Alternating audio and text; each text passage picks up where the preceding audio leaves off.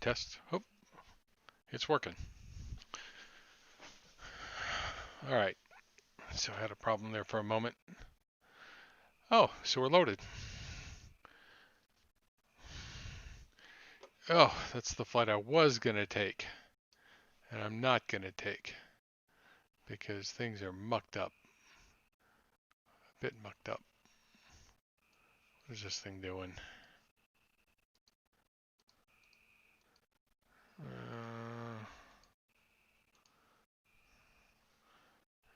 Tell me I've got to restart.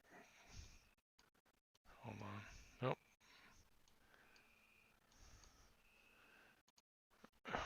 Crap.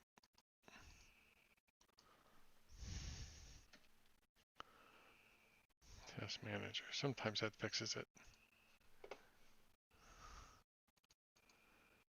Nope. Try it again.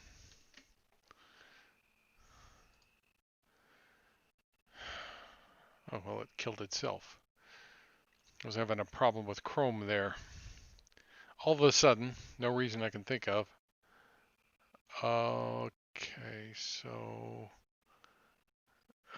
nope, wrong place.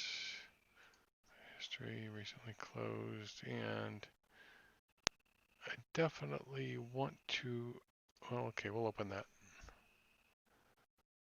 Yeah, so I was planning on doing a California flight, but then, so I, you know, sometimes maintaining these sims is so much work. If there's any hope, and I think we all have it, with Microsoft Flight Simulator 2020, even though I'm going to caveat this in a second, if there's any hope for it, let's see, it's that you'll have to do less maintenance. I mean, honestly, I was unprepared a long time ago, and I just got frustrated with it one day, and I took my sim computer and I unplugged everything and handed it to my son because I was just so frustrated with so many things. I mean, there wasn't any one single thing, it was a lot of things, and I was just sick of it. So, and then 6 months later, I got XPlane. And so, yeah, we hope that MS 2020 helps with all that, and I think it will. It looks to me like they've eliminated a lot of the plugins that you have to have with a sim. They've integrated them into the sim itself, and I'm sure somebody will come up with a way to, weasel their way back in there, or at least try. But the one thing I'll say about XPlane, well, I'll say lots of things about XPlane, but one thing I will say about XPlane is that it's easier to maintain, much easier to maintain. If you want to get rid of a plugin, you go to the plugins directory, you delete the plugin, it's gone. You want to get rid of a scenery, you do the same thing. Want to get rid of an airplane, do the same thing. It doesn't mess with your registry. It's easy to maintain in that sense. It's when sometimes you get a new scenery and it doesn't necessarily integrate well, and you have to work to resolve those situations, which is the situation I ran into in California. And yep, that's what I ran into in California. So I decided I was going to fly the Zibo tonight. I had an intention. I flew it 3 days ago. I'm not flying on a VAT sim. Not that confident, and I'm flying to Atlanta to boot, which means that it's a very busy airport. I haven't looked, but I know that it's Friday night. They've got a uh, actually they don't. There's nobody controlling in Atlanta right now. So actually I've got an excuse. There's nobody, no ATC at all, any place on my route. That's my excuse for not flying on VATSIM. And here's proof. So yeah, I'm flying from there's Midway right there. I'm flying from about here. Let's see, that's Cleveland. So I'm flying about from here down to Atlanta. Maybe here, down to Atlanta. So yeah, Jacksonville is real tempting. If I've got energy after this flight is over, and I doubt I will, I may do a flight down here because that looks like bad weather, and I like flying in bad weather. It's good practice. So, yep. I don't have. Oh, actually, it looks bad, but it isn't that bad. There's an IFR spot right here at Cecil Field, and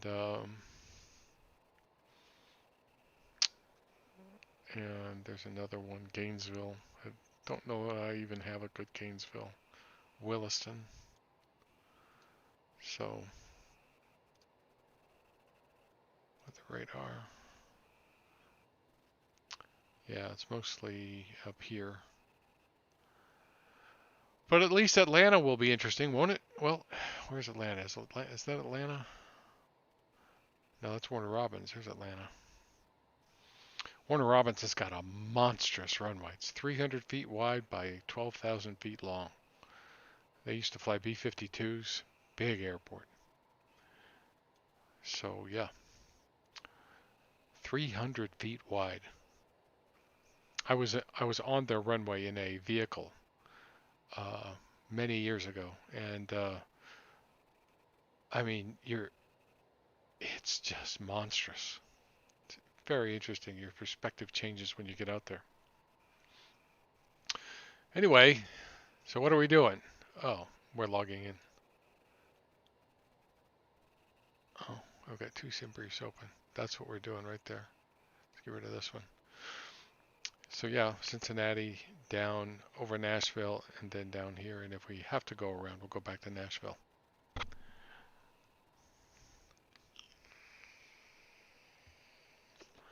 Interesting route. And this is one of my favorite airports in XPlane.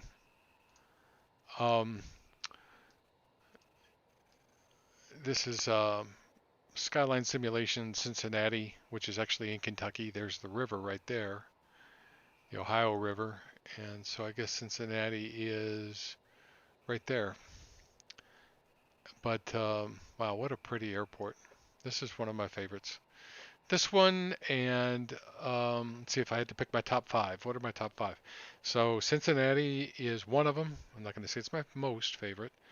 I like Portland, Oregon by Flightbeam a lot. It's beautifully done, and I'll say that one reason I love it is that it has shopping centers. As you're approaching the airport, there's a complete shopping center, complete with Staples and DSW and Sports Authority, Sports Authority and Best Buy, PetSmart, and all those things. You can see them all, and I just think it's beautiful. And the airport itself is beautiful too. And then I wouldn't give a nickel for Derswicki Design Chicago right now because the performance on whatever reason on my computer is horrible. So that's not in my top five, even though I'm hopeful if they'll get that resolved. And then let's see what else. I would say Sarasota by Vertical Sim. So that's 3. And let's see. Of course, I don't have all of them, so it's not fair in that sense. And I'm just talking about payware ones here. Albuquerque. That's, honestly speaking, that's a beautiful one. That is gorgeous. That's by Mr. X6. That one is a stunner. So if you do fly into that one, fly the what is it, the RDP approach that takes you towards the mountains and it curves you in. It's just a pretty airport and a pretty downtown that he adds to it as well. And I'll just leave it at that. I've also got Skyline. Skyline's the folks that did this one. I've got their Long Beach, but the performance on it is pretty poor. And it looks like they could do some things to fix that. I've actually contacted the dev on that, hoping that they will. But in the meantime, this one's gorgeous. It's vibrant. The buildings look beautiful. So I like just sort of when I come into this airport, I just like to go up like this and take a look. You can see how big the airport grounds that they covered just by these dark trees here. These are regular trees over here. These are their trees, which are darker. And they're a little on the dark side if you ask me, but they're still pretty. So it covers all this area out here. I've mentioned this before, along this ridge, all the way out to there. So yeah, covers a good area. Yeah. This terminal here is still under construction in the real airport. But through miracles, we have it here. And that's us down there. Where are my airplanes? Gosh, there's just not much traffic here.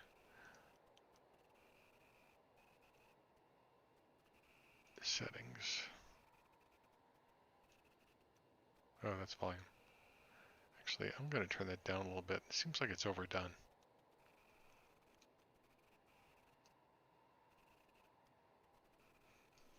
Still.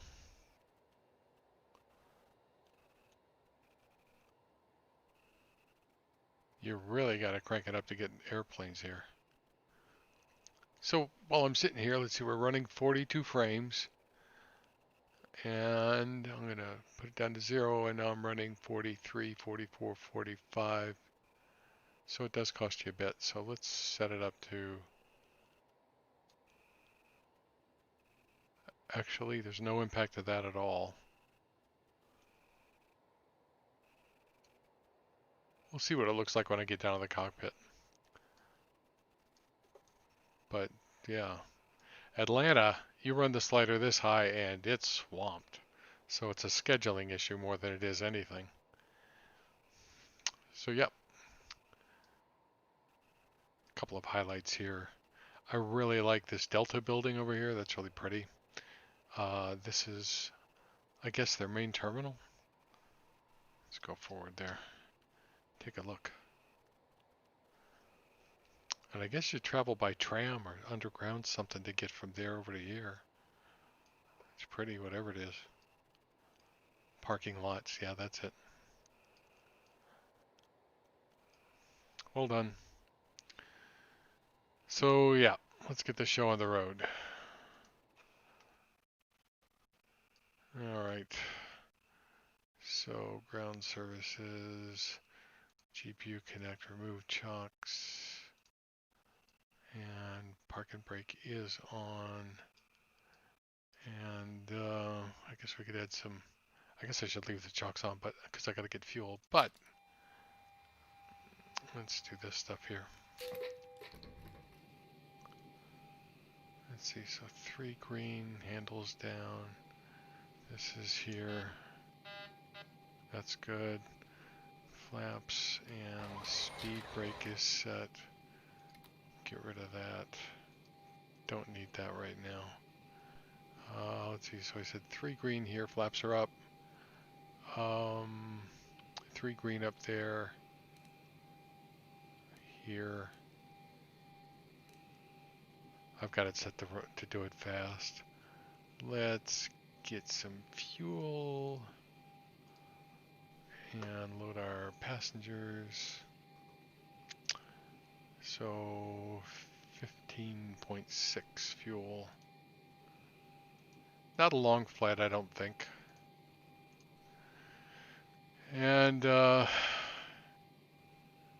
see, so payload is 39.8. 39.8. Okay.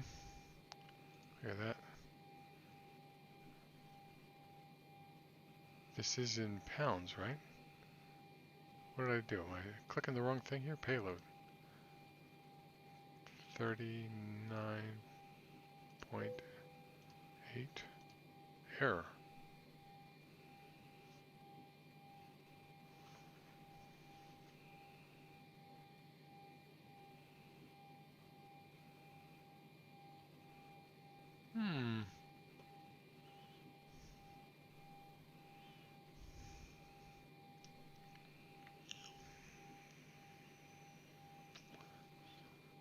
Always something, huh?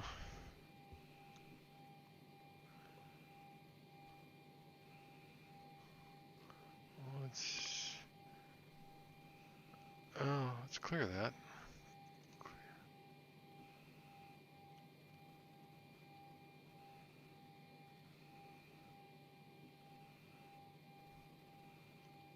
Let's go here. What am I doing wrong? Maybe the value is off? This is in pounds, right? Oh, kilograms. Holy crap. How did that switch back to kilograms? Oh, I switched liveries. Oh, they save it based on livery. Okay, general config, pounds. Got a couple things to set here.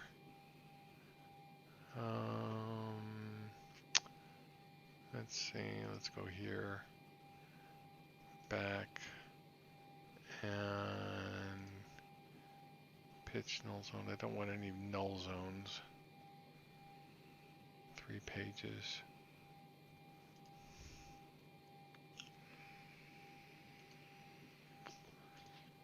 And where's the one for hardware? Well, it did do the throttle noise lock, so that's good.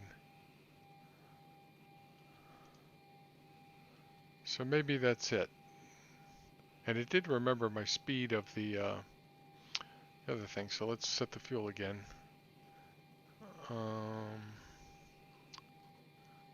Fuel, what did I say? 15.6.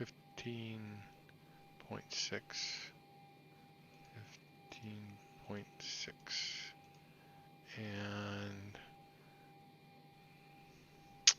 39.8.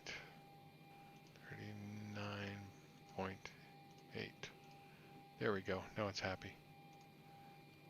And I am using the experimental flight model. So, yeah. Just not going to shut it off for one airplane. So, yeah.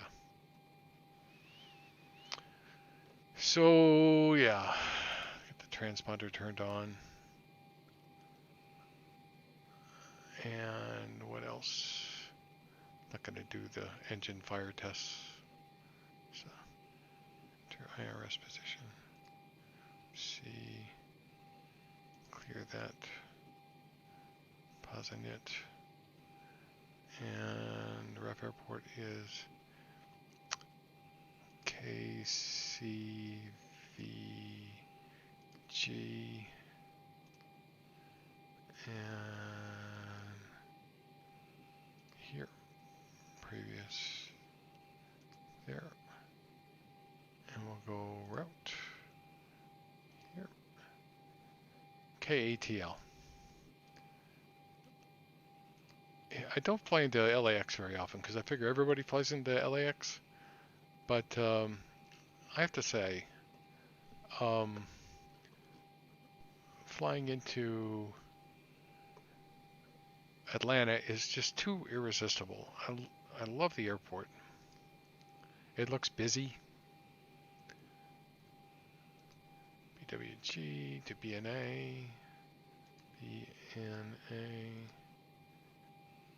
Go there. Noob.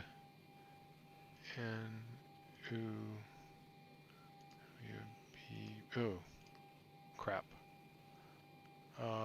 Yeah, the national.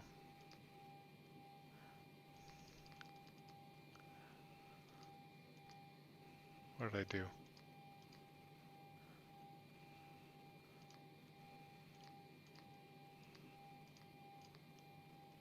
How many times can I click that?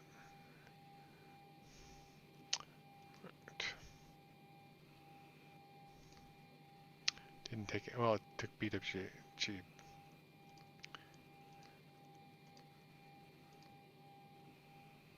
Oh, I'm clicking the wrong thing. God. If that's the worst thing I do on this flight, then I'll be happy. WBB. All right, to I have.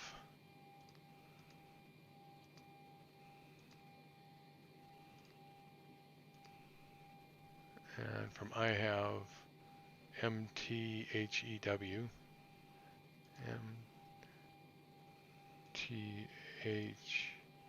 MTHEW, which I'm going to guess is Matthew.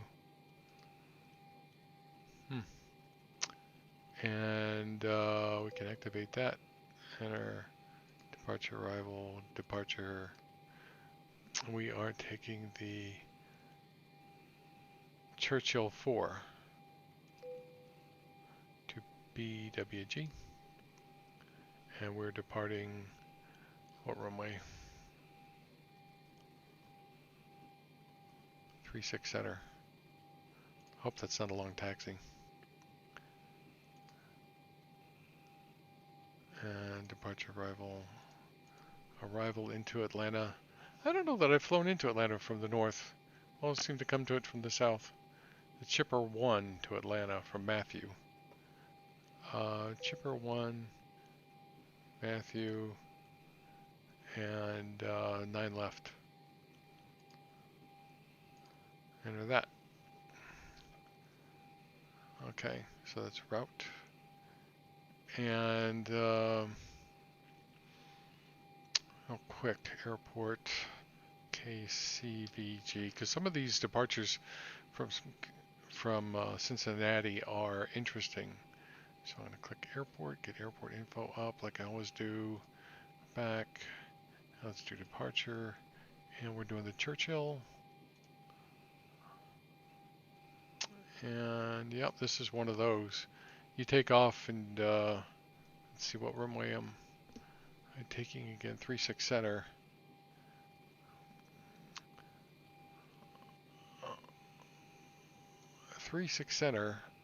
Climb heading 004 to intercept course 325 to Hoball.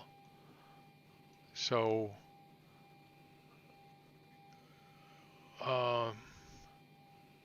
and then jets to 6,000. So let's have a look at it. So we depart, and there's no altitude, but you make a left turn relatively quickly. I don't know that this will allow us to use LNAV on departure. It may require us to set VNAV. Hey, pilot guy, how are you? Yep, I told you I was gonna. So yeah, I'm, I figure, with your encouragement, maybe I'm going to fly it a little bit more.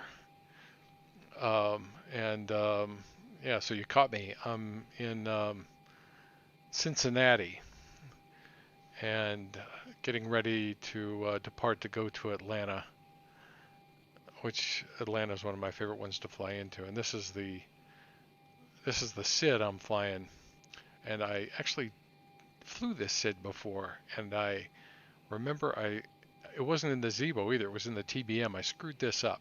I was flying and basically not paying attention to what I was doing. This turn just snuck up on me, and I flew right past it.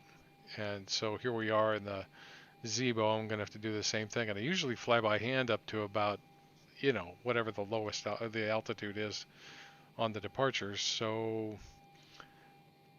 yeah, at up to that's what we're going to be doing, and then flying out here. So yep, so you can catch me making mistakes here. I've already got my route in. I haven't checked it yet.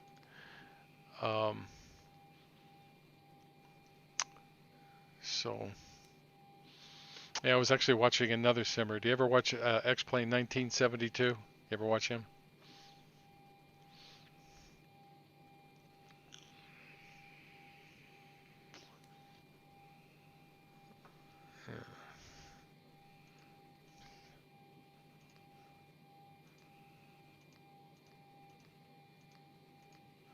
There's Nashville.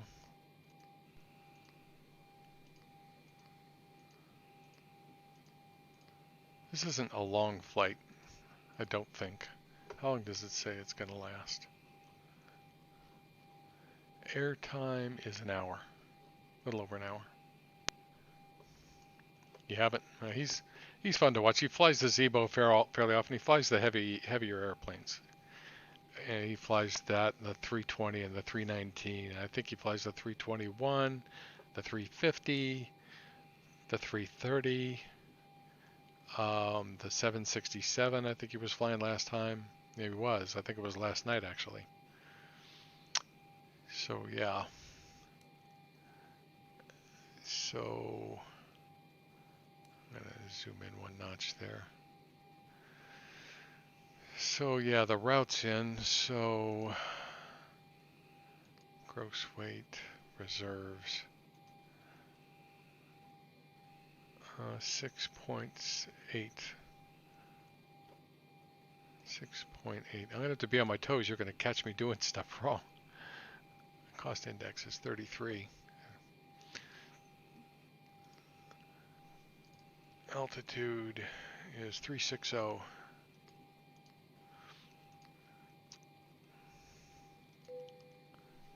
And temperature,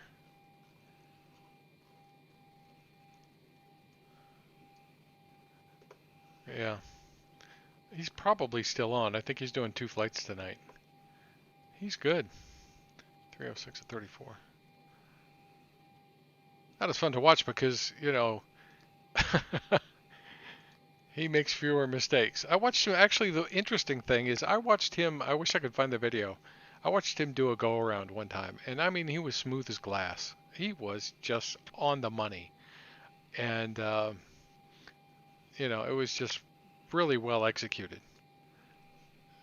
So yeah, and I told him that too. That's when I was really impressed by him. Temperature +4, 4C. Transition is 18. I'll just use the current. And 3.6 center is how long?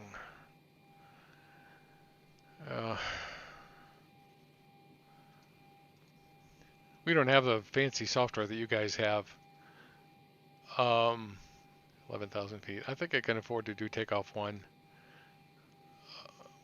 You know, flaps 5, CG 4.86. Right about there. There. V2 is 148.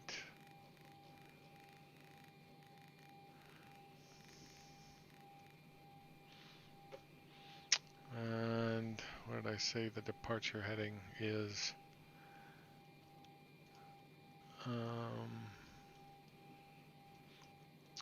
It's up here. 004.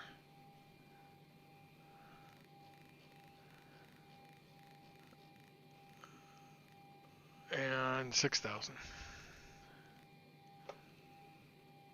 Flight director on. And auto brake is RTO. And I think that's it. Transponders on.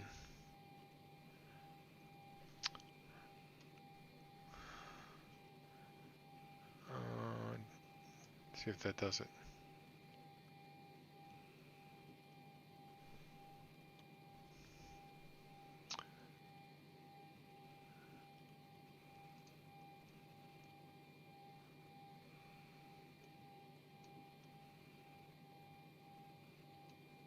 Not hearing crap. CVG ground.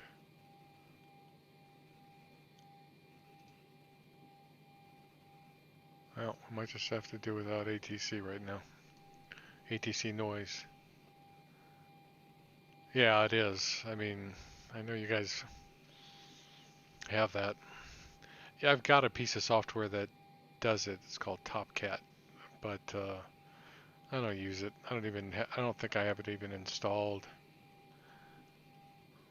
So yaw damper.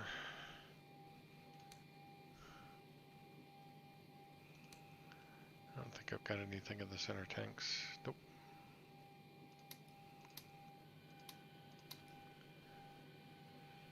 And nothing to do there.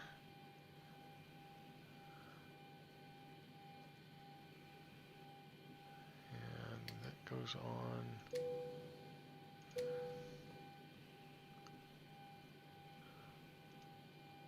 I've got to switch for that now. What else? Something else flipped. That's a new switch for my hardware. Engine anti-ice. I don't remember. I think we set these like this. And, oh, that's what went on. Wonder why. Okay, so the bleeds are on.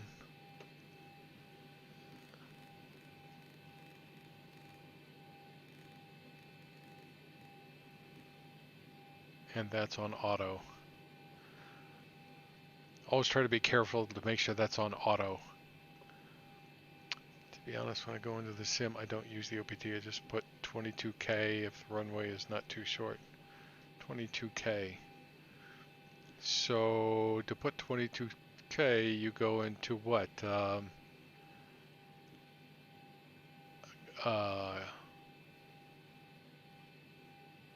Init ref.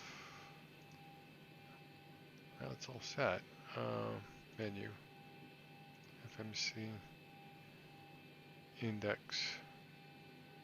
And takeoff.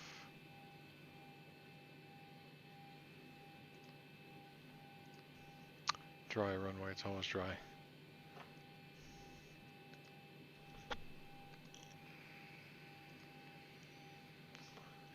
Perf. And one limit. I don't know where you set that.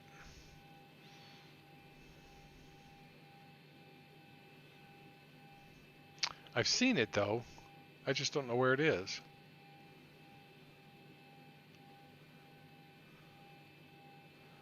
You can set 96.6 and 1, I guess. Temperature selectors in the 737 are the worst, are they?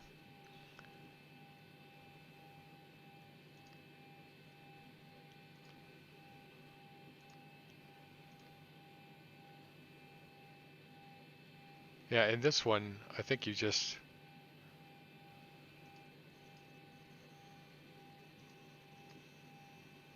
Oh. It wants me to reset that again. Yeah.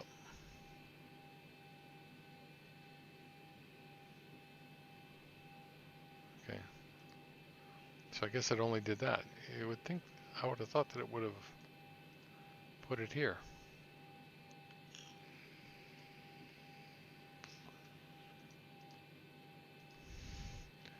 $148, still $148.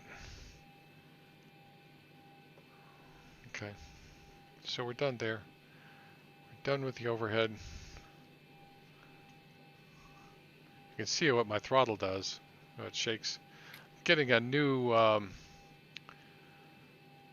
throttle when the honeycomb comes out.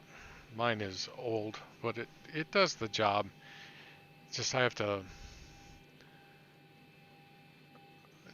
do some funky stuff with it.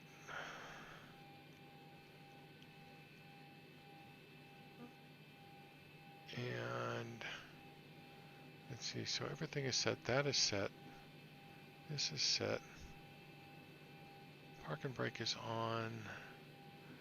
Nothing on ground. And I think we're all set there. Oh, let's see, we're at 660. And what's our altimeter?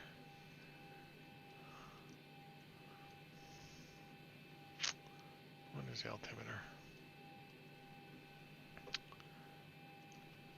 KCVG.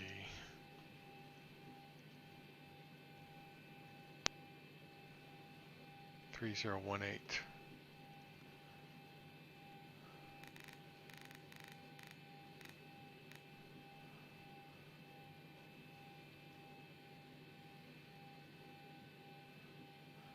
All right, so that's set. And then Well, I could set this.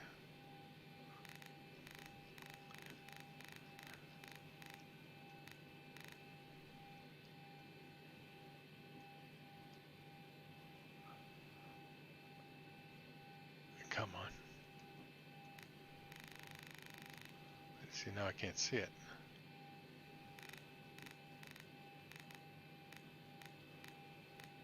Set that for 400 feet. So I think I'm all set.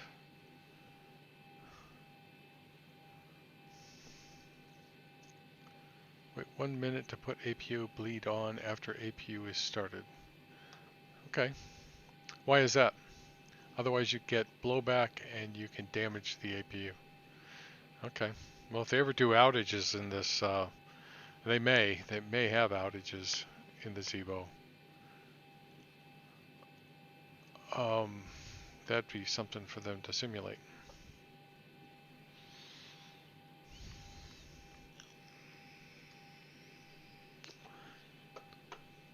Let's have a look at what our taxi route's going to be. So we're here, we're going to here. So I would assume we will go, say J3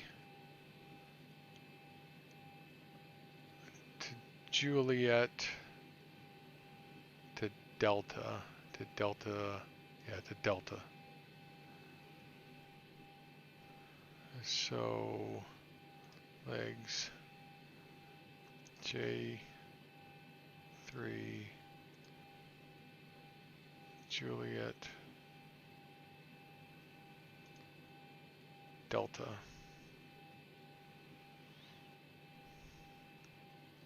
So we're all set to go. I guess I should start the leg, huh?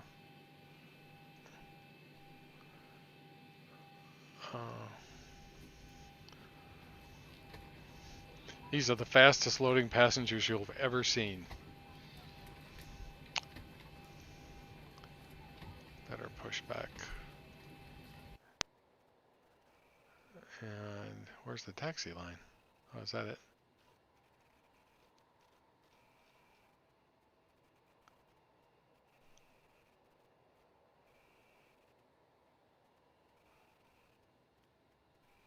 I may use this taxiway. All right, Captain. Got the directions. Let me know through the menu when you're ready.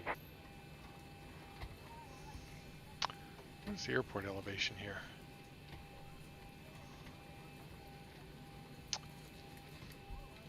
Back. Home. Availab Airport. Yep, that's right. So that's confirmed. You know what I mean? That fast. Okay. On services. Better push back. Great news, Captain. Your tow's coming.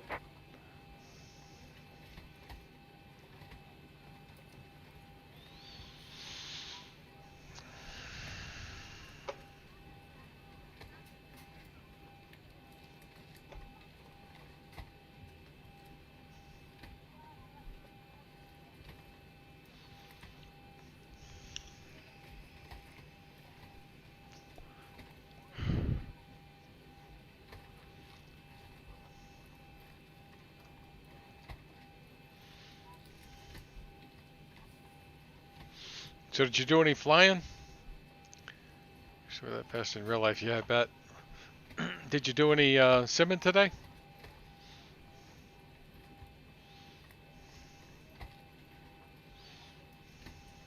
All right. Looks like the doors and hatches are closed and we're ready to connect.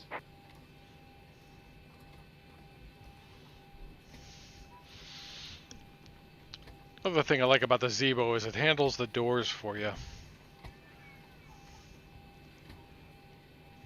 You know, that door closes automatically shortly.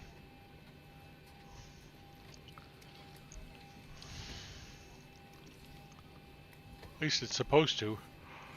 You did on VATSIM, yeah. I'm not that brave to fly this airplane on VATSIM yet. I'll do this. I'll do the TBM. I'll do the E1000. the only reason I don't fly the DA62 on VetSim is because it's just so slow. Welcome aboard, Captain. Tow's connected. Bypass pins inserted. Go and kill the parking brake when you're ready to go. Here comes the pushback. Light them up. Alright. Oh. I never turned on the APU. See, I told you I do this stuff. Knew I was forgetting something. I could feel it. How annoying is that?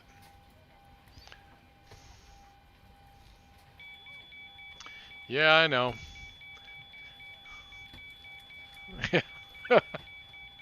You're telling me.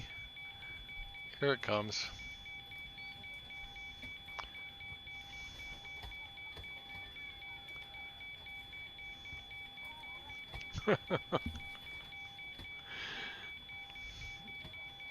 I've done this before. I've made that mistake before. I have a rule that I mention on the stream sometimes. I have to make every mistake once. 60 minutes, huh? I've been on airplanes where the pilots forgot to do something, you know. Usually I think it's when we land, they forget to either connect the ground power or the APU or something. I've been on a number of flights where they did that.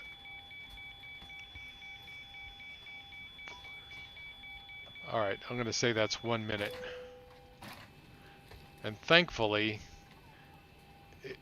it kept my flight plan. I don't know if that's realistic.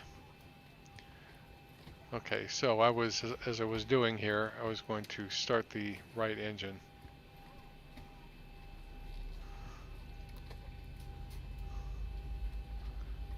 Connect the GPU and it fails. Oh, okay. Yes. Oil pressure.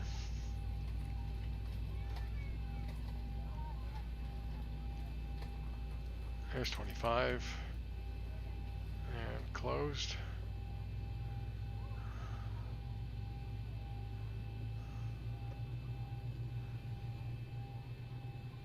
See, I know that door's supposed to close automatically.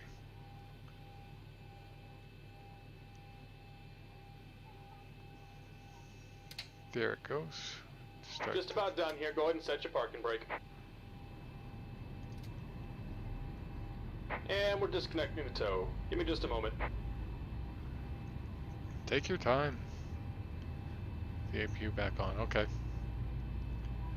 That's what happens. Oil pressure.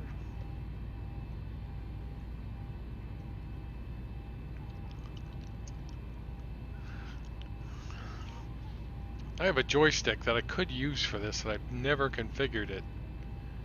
So I always use 125. It's waiting for me. Okay.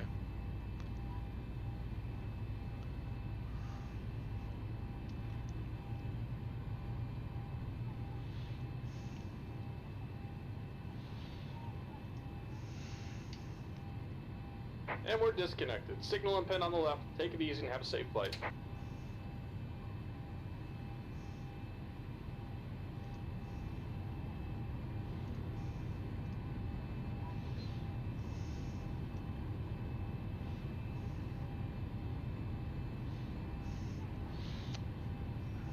I was saying earlier in the stream that this is one of my favorite airports. Cincinnati. It's just really well done. Let's see, so we are started.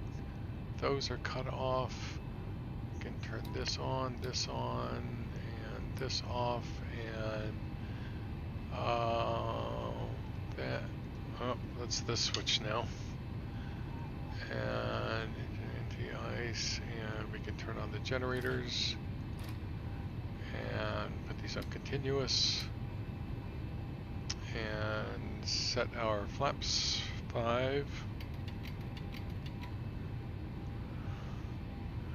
and auto brake is 2. Oh, our auto brake should be RTO. Oh, it's another switch. Flight control. I don't know why that cuts off sometimes.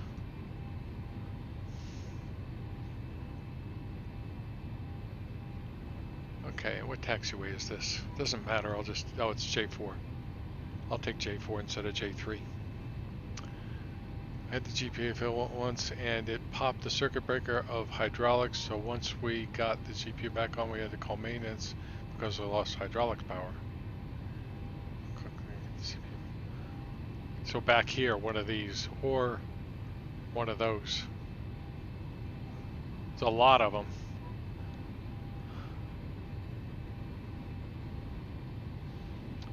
Oh, CC power, then this APU failed the yaw damper. Oh, okay.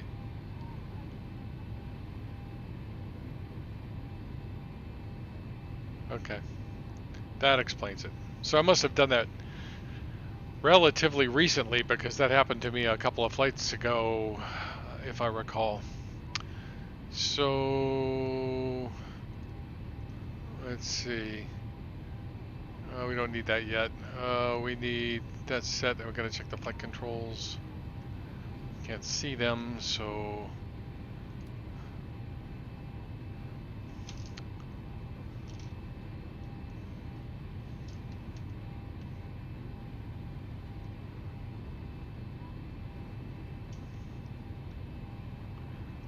that's done.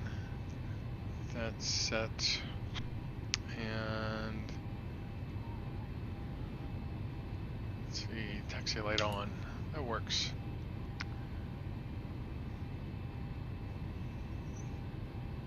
Brakes off.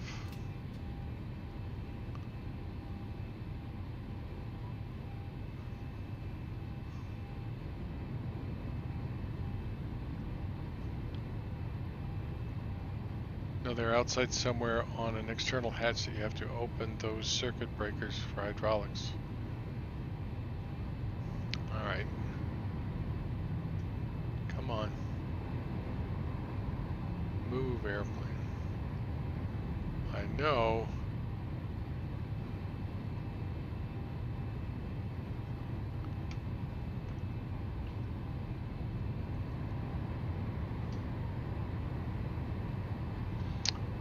I've had this happen before too. I'm going backwards. Oh!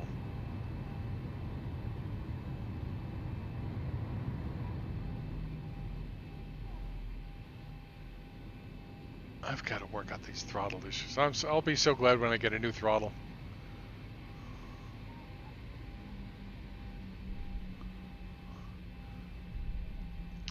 I don't know what kind of hardware you have. I've got a old CH throttle that I got my money's worth out of a long time ago. And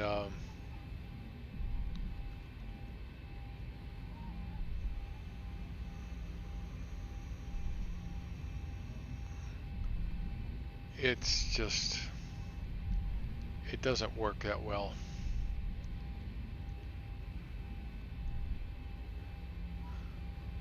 Let's see, and I'm going to taxiway Delta, right?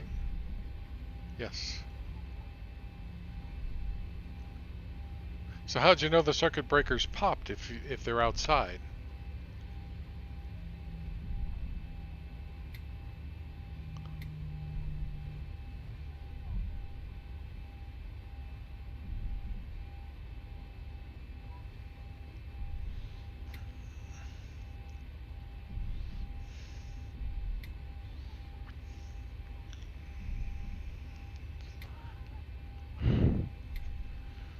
I mean, I guess when you check the flight controls, maybe they didn't move.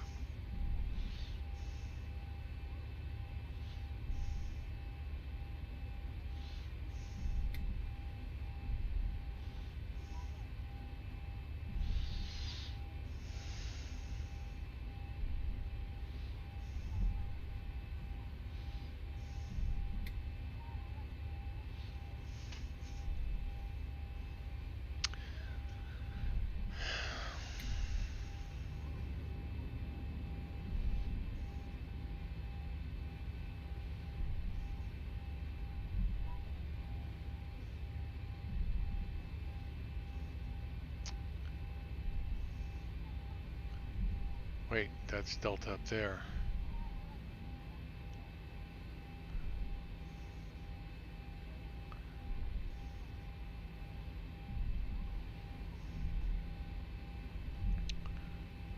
Power was lost, so we called engineers. Okay. Low pressure lights on the hydraulics came on.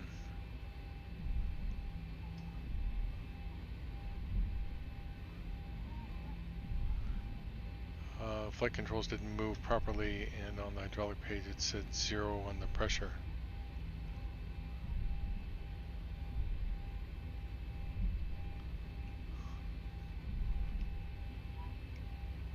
I guess I could turn the strobes on.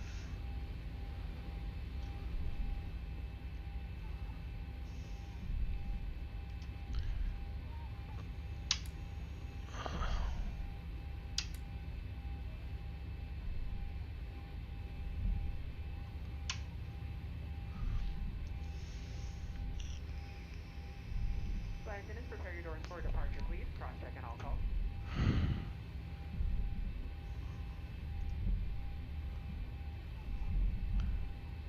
Config. Checked. Flaps green light. Stab trim. 4.86 set. Roughly.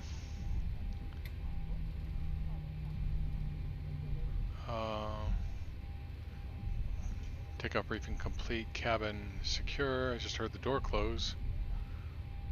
MCP is set. Transponder is not set. Strobe lights are off. Okay, so we'll take care of all that stuff.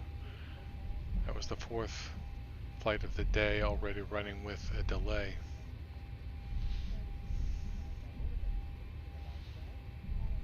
Hopefully your last flight of the day. 4 flights.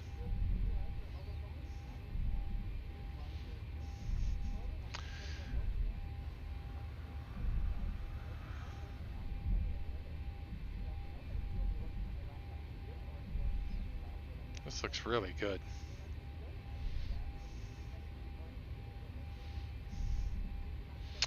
The good thing about flying a TBM is that it's an airplane that does go into big airports like this sometimes. So I don't necessarily feel bad about flying a Cessna 172 or something like that into a busy airport, which I wouldn't do on VATSIM anyway.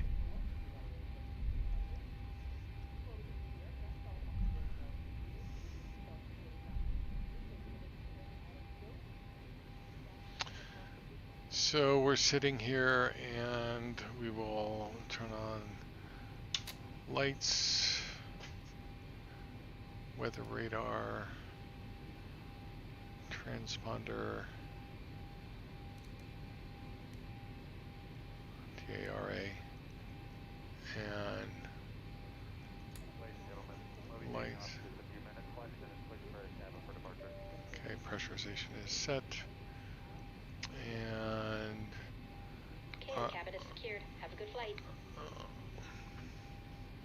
See, auto throttle is armed, and I'm going to use heading mode. I don't know, maybe it'll let me, yeah, see, it won't let me even use LNAV because the turn is so quick after we depart. So there's an airplane over there. Several airplanes, but they look like they're going to different runways.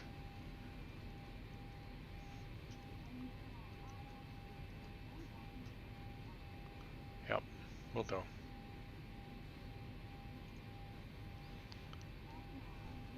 All right.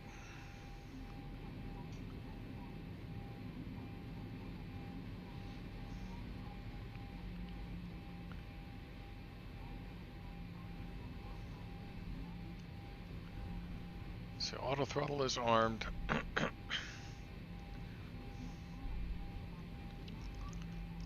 RTO is set, 5 flaps, green light.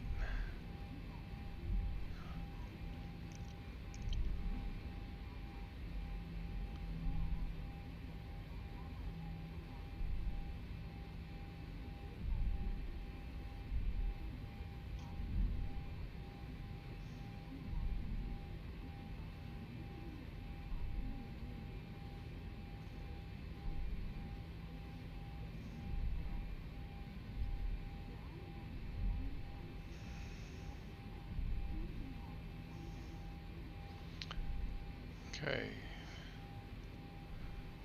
So here we go. Forward pressure.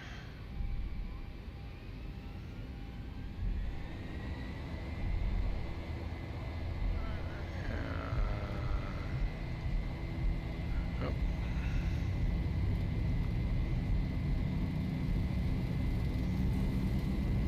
80 knots.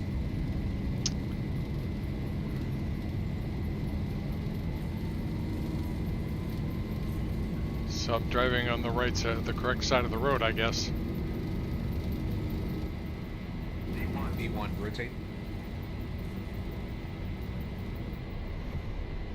Positive rate. Gear up.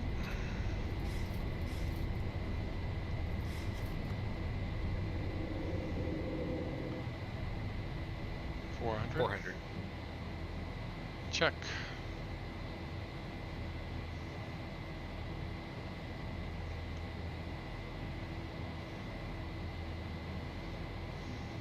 $1,000. Command A.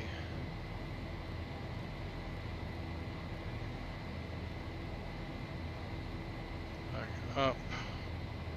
Flaps.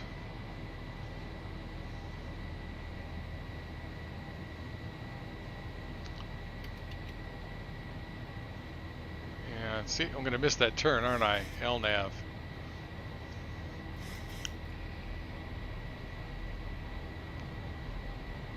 Laps.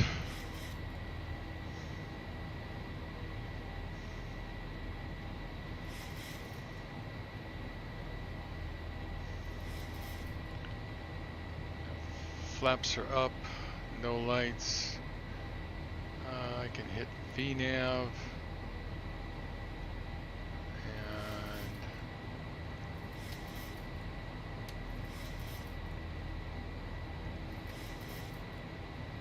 And turn that off. Oh, that's a switch. And check that.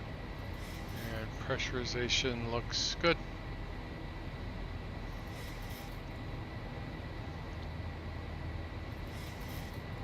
Trend vector to start moving up before retracting the flaps, by the way. You mean this here? You gotta wait for that to move up, to start moving up before you start retracting the 1,000 to go. flaps. Okay. 1,000 to go. I will just go on up to 36,000. I've got no bad sim.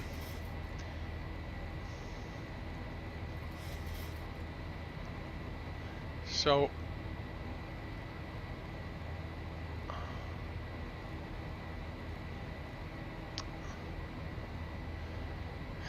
okay, I got that. This is so cool. You know, I mean, this airplane manages all this stuff. And yet it's a challenge to fly anyway. At least for somebody that doesn't fly it very much. Especially in the descent.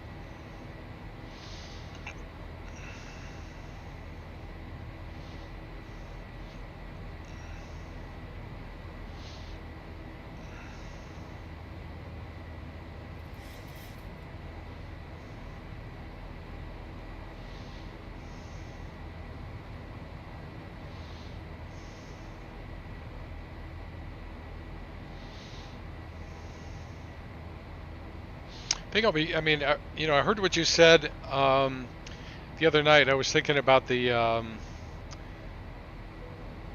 how do you plan to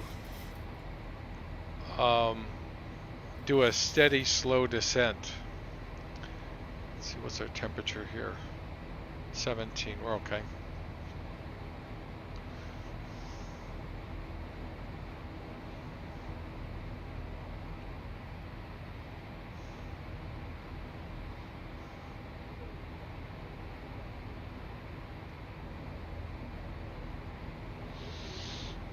So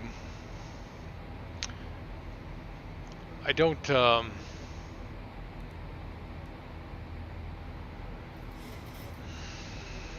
do those very well. I'm always so skittish about not getting down on time.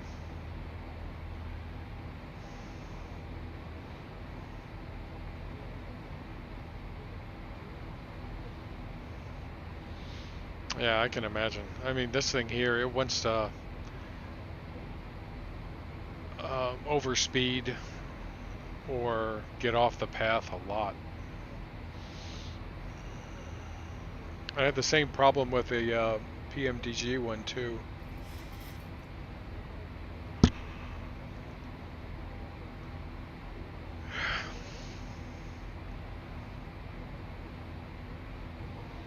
So whenever I got a chance to stay on top of the VNAV path, you know, the indicator, I did. Or to get ahead on the descent a little bit to cheat.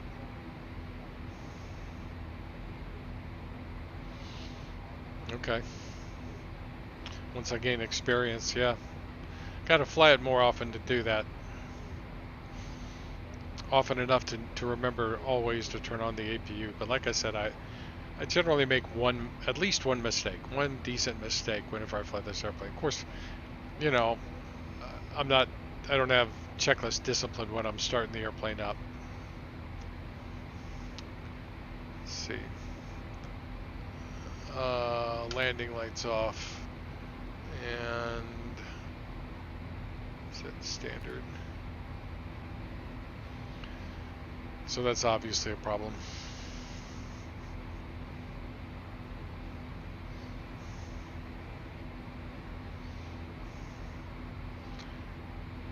Yeah. Yeah, I watched, you know, where I did learn something about descent management was watching that Flight Deck to Sim. And he actually did a flight or showed some examples of that sort of a thing. If they do give you a shortcut, I mean, they could put you in a situation where you just can't get down in time. I mean, at Myrtle Beach, there was a MOA right near the airport, and we would get a 737 about 10 miles north of the airport at right about 10,000 feet. These were 737 200s and 300s, and they would have to do S-turns and all kinds of things to get down. Usually they made it down. Sometimes they had to do like a 360 or something.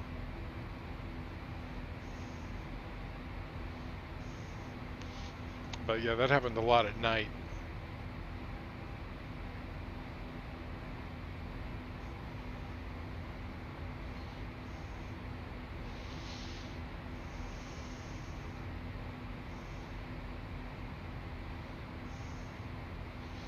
But they'd have to go over the top of the MOA, which ended at 10,000 feet.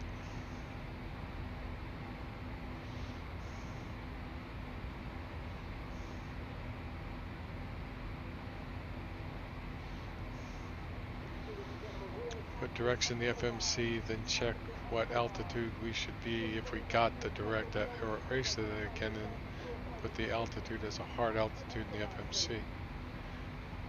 So you'd know where to anticipate that then.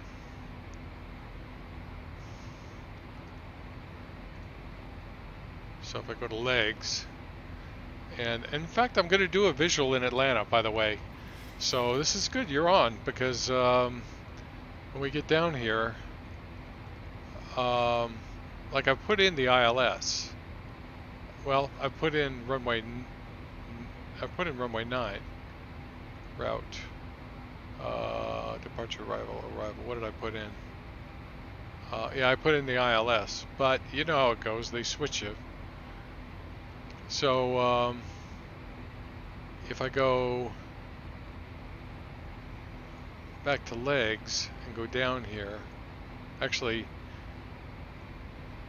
I would do that in the departure arrival. I would go here and route. No, not route. Damn it. Arrival.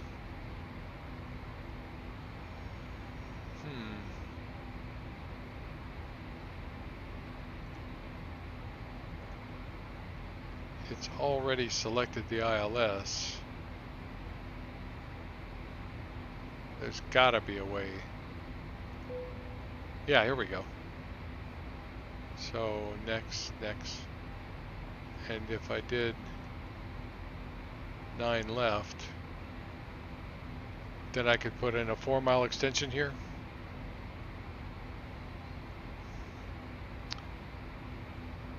And then, well, I could do that. Nothing's stopping me. And do you put in 3 degrees here for the FPA, or do you just leave that?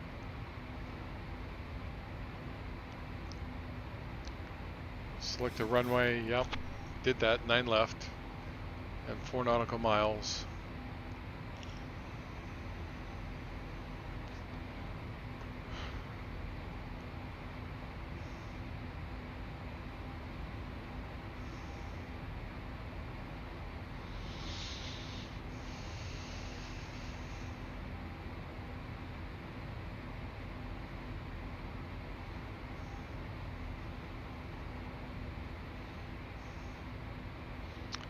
Can put that, okay, so I can put 3 degrees in here and then execute that. Well, actually, okay, so let me put that in. Let's exec that. So that's in, and now my legs have almost certainly changed. Chipper Chipper to Matthew. Let's exec that. And then, oh, how are we doing on our flight? 31,000. Let me go to progress page. And Atlanta, 1932. So we got a ways to go to Atlanta. So I got some time to fart around here with this. So go back to the legs page and let's go to plan and okay, and then zoom in. So they could, in theory, let me step again, give us a shortcut from here to here. Or something like that. That's not much of a shortcut, but there it is. That's all I got. So I could put in, take out, or go here. I've got another disconnect. So let's fix that first. And then we could go Bishop to McKay, or OK, or whatever that is. So if I select a K and then, oops, go here, and what does that tell me? That says 6,000 or above at a K already. But, and Bishop's a hard altitude at 9,000 too. That doesn't do crap. Well, it tells me I've got to lose 3,000 feet between Bishop and a K. But if I don't want this, I click erase.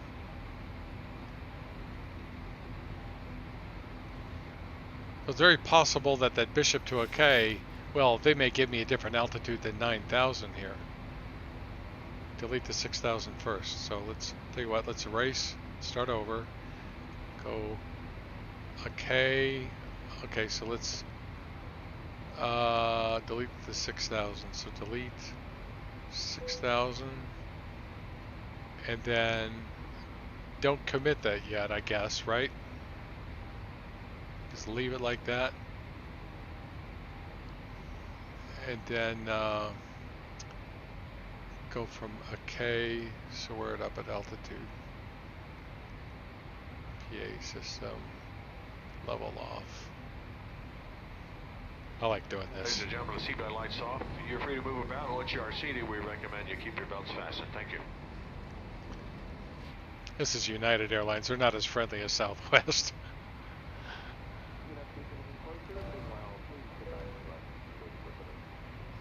Now connect. Okay, now connect. So let's go. Yes, you can. Bishop. So I'm going to go a K up to here. Still not execute, but there it says 5677. So, which is, so that means I can get down to 5677 here. That VNAV can handle that. That's what that says, right? And that's in fact what VNAV is predicting it'll do.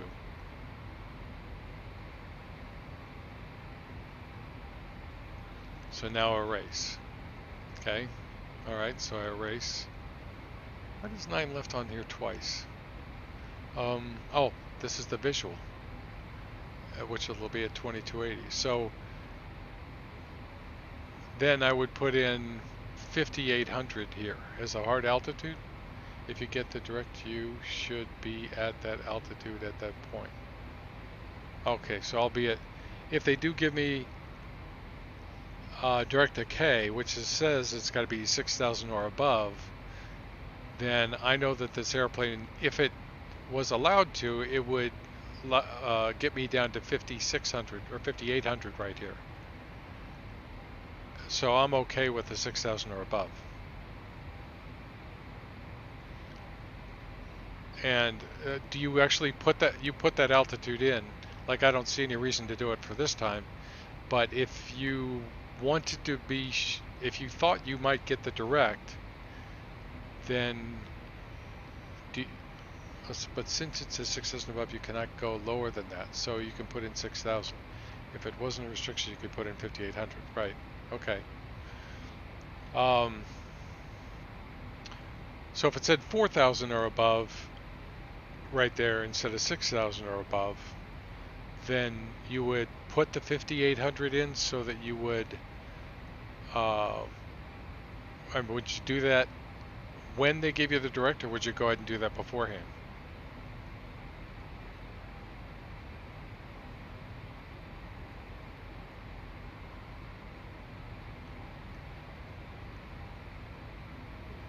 Okay, I see.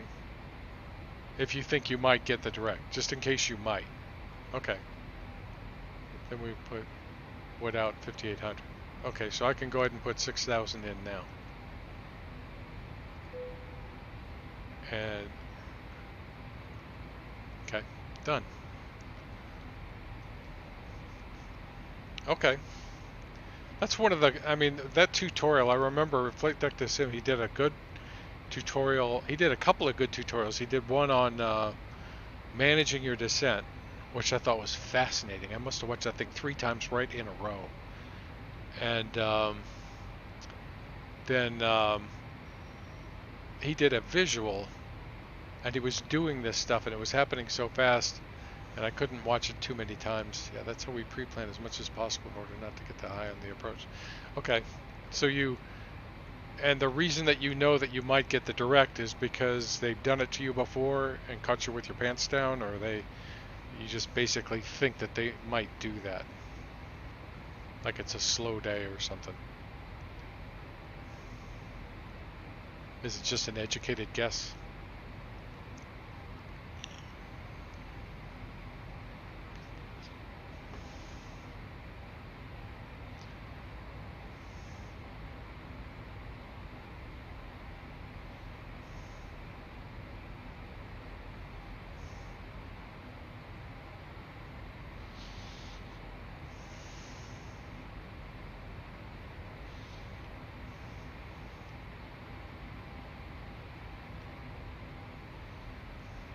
No clouds. Look at that.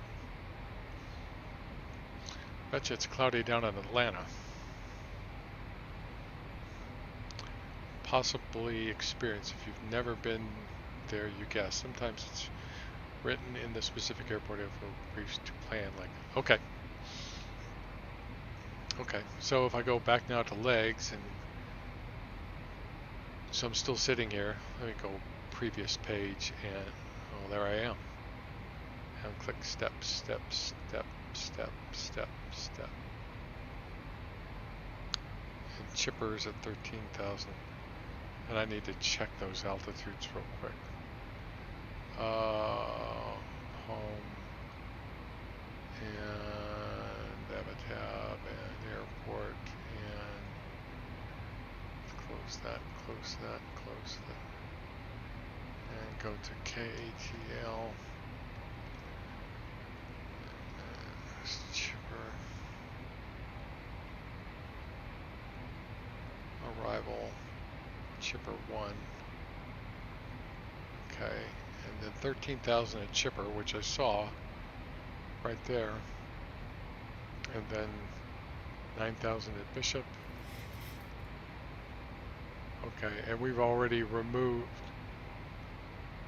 well, I didn't remove those, right? No, they're still there. Okay. Also, at 10 miles from the runway, I always make sure that the speed of the FMC says something like 185 or below. Okay, so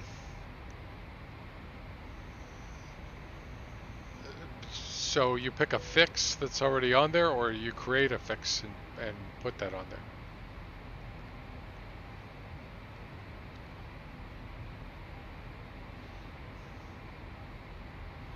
Because here's 9 left, and we've got a 4-mile approach right here. This is, so it'd be 6 miles outside of that.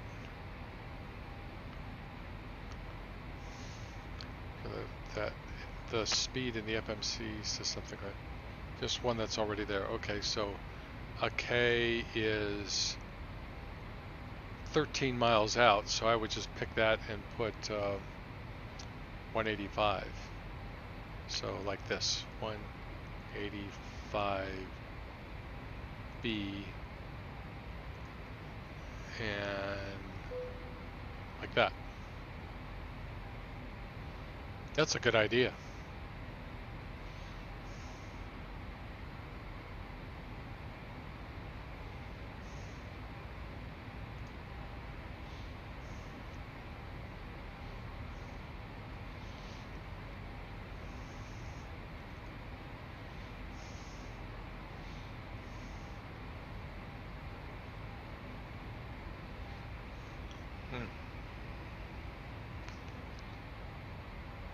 Should do this too while I'm thinking about it. Nut legs fix.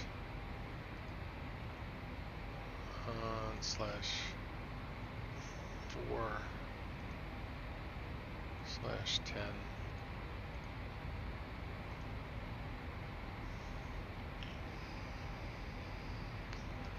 There's my fixes. 13 nautical miles, 210 would be good enough. But yeah, that's the idea. Okay.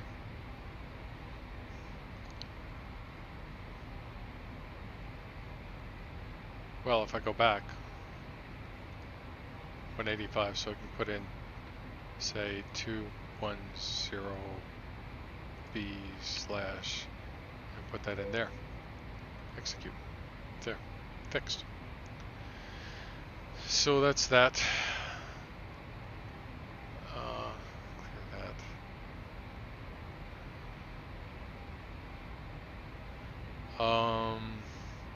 What else? What do you use on these pages?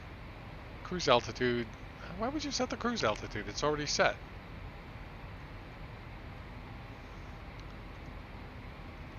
So let's climb.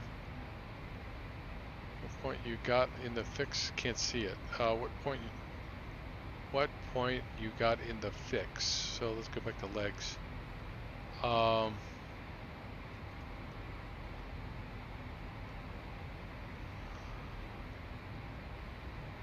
I'm not sure which fix you're looking for.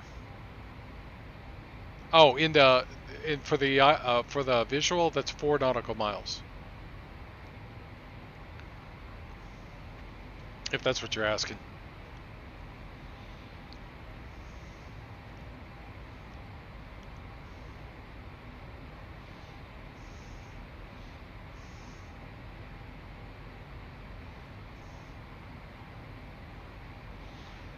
It's the climb page. You don't need it anymore. Never mind. Fixed page is good. Oh, in the fixed page, it's 4 miles and 10 miles. It's not a. I just put the rings there. Lots of folks do that, and it does help me because I know out here I need to be right about here. I need to be flaps 1, somewhere around here, and then crossing that line, it's a, get it down to flaps 5, and then right about here I go for gear down, flaps 15 to 30 thereabouts. Need it anymore? Okay, so the climb. Oh, that's why the climb page is because I've already finished the climb. Now, cruise, I can set the speed. 14 miles we've always put to remind us to be at least flaps 1 at 10 miles and gear down flaps 15 at 4 miles. Yeah. Yeah.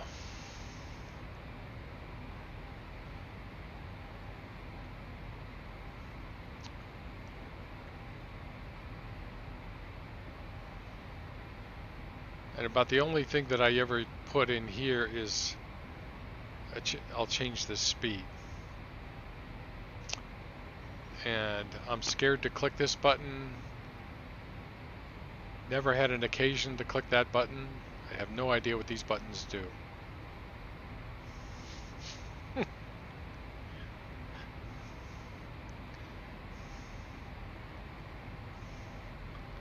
We always put gear down flaps 15 at 4 or 5 miles depending on IMC or VMC.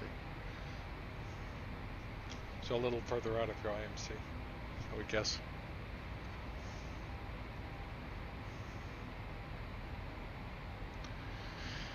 I always do everything a little further out when I am an IMC.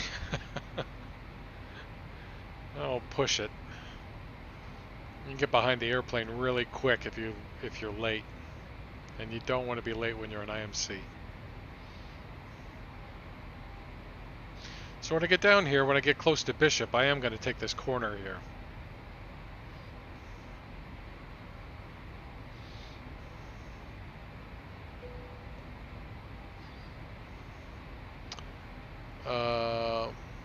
Okay.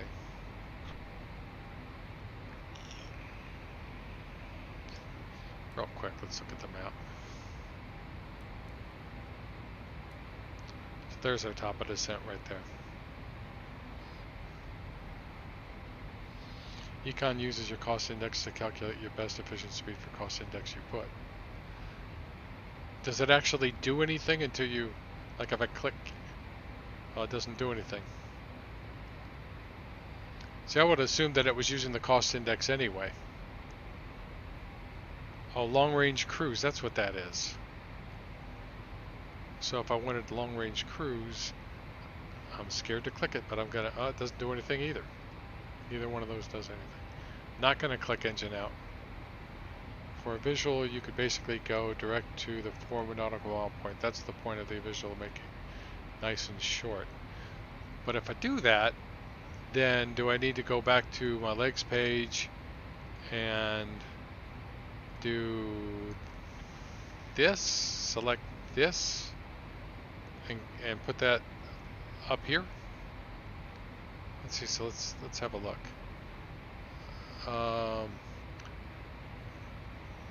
Next page.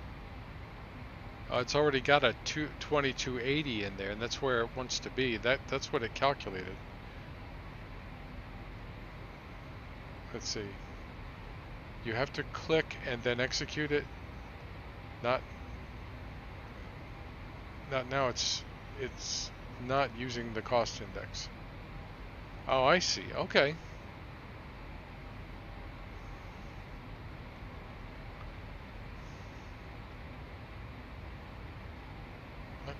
Interesting. Never knew that. So do you do that in cruise, or you don't do that on departure, do you?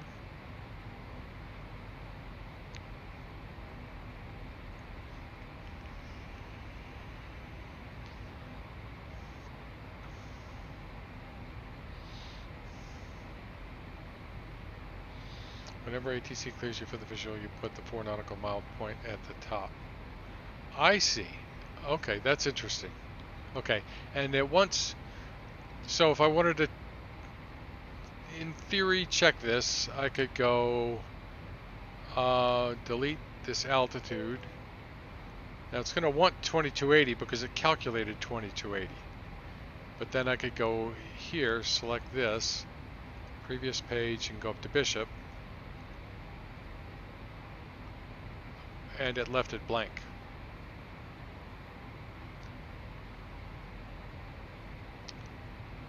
We fly econ speed the whole flight. Okay. Yeah, so it left that blank. But that's got to be 2280. Because that's what it calculated. It's right there.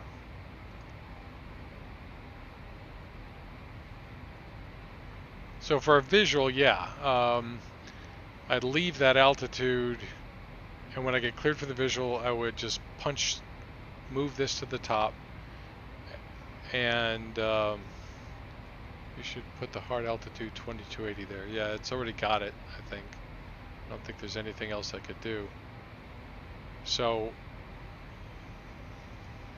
if I was getting an ILS and they cut the corner, then I would do the altitude check thing that we talked about. And if I'm doing the visual, then just going to leave that. There's no point in changing it. But the AK thing that we did earlier, AK, whatever that is, the 5800, if this was 4000, then yeah, I think I get it.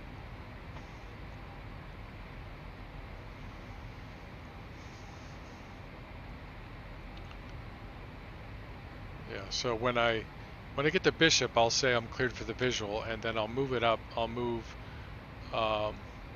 this up to the top, and we'll see how it goes. Hopefully I won't be high. I mean, is it possible that the reason it didn't put an altitude in is because it couldn't make it? I mean, is that like a red flag?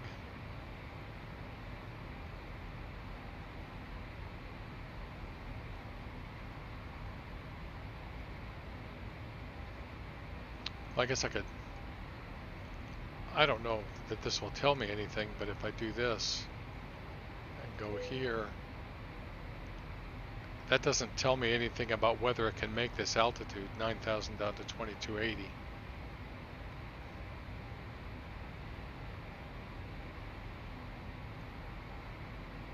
All I know is it's 21 nautical miles from here to here.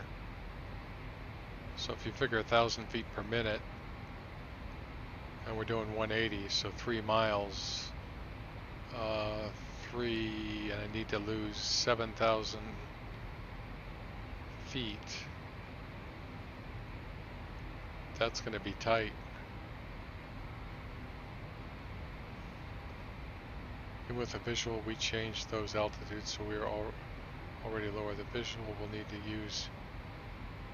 will need us to be even more low anyway. Okay, so you might end up having to change. Well, I mean, if they clear you for the visual and they know you, and it looks like we'll make it because we're 21 miles, and if you figure 1,000 feet per 3 miles, if we're doing 180 knots out here, because that's 240, but I could cut that back to 180, we might be able to make that.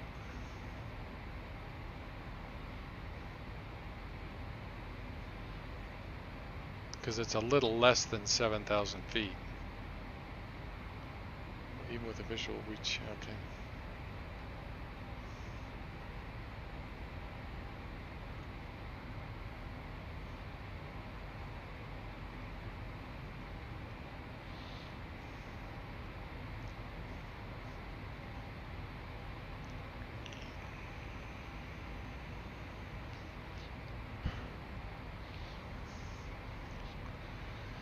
And then the last page is the descent page. I guess you could change the speed. Is it like that on the charts? What is a 9,000 altitude? Yeah, hold on. I mean, if they were going to vector us for the visual, they might put us down at 8,000 at Bishop anyway. So if I simulate that, Yes, it does say 9,000 at Bishop. But if, you know, because they're vectoring us, I would think that they might give us a lower altitude. Because they know they're going to give us a shortcut. There's 13,000 at Chipper. Well, you can see it right there, 13,000, and it's 20 miles to lose 4,000 feet.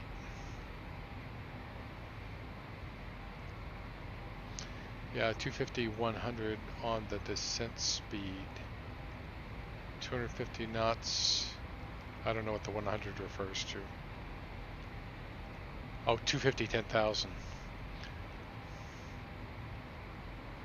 Yeah, for some reason the Zibo has 240 in here. I guess that's a company thing.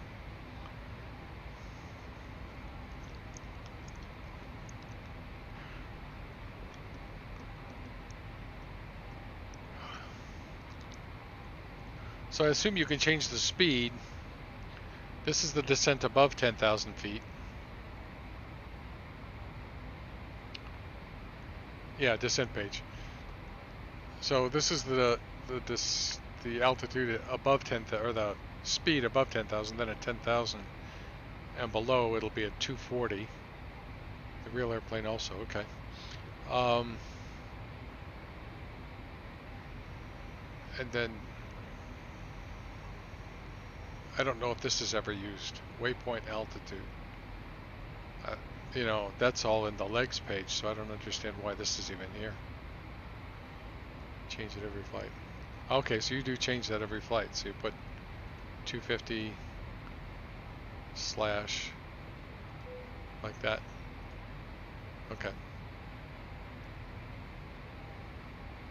And then the forecast. I have filled this out before.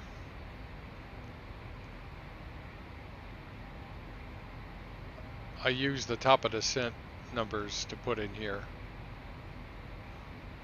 I don't know what to put in these, but I'll pick some spots on my flight plan or on my weather and put those in. I don't know if it actually helps the airplane. Honestly, I would never know that I filled them in other than the fact that I filled them in.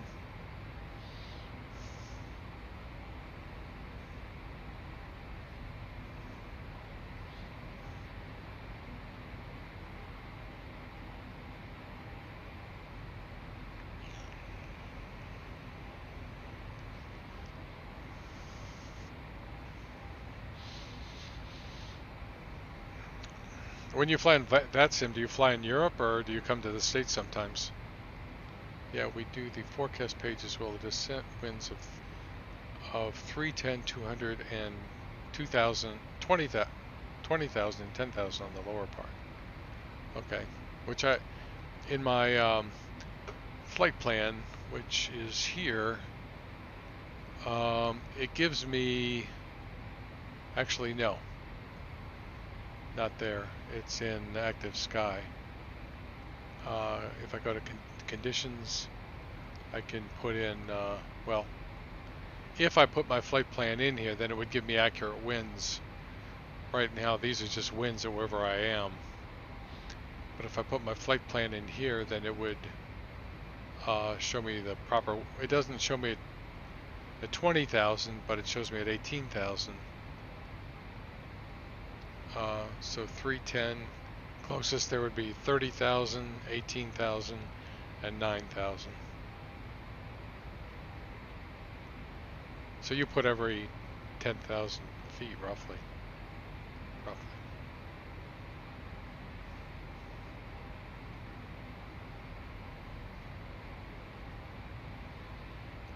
Like I don't know where you get, it depends on the flight plan as well. As we use the flight plan winds, there are specific descent winds.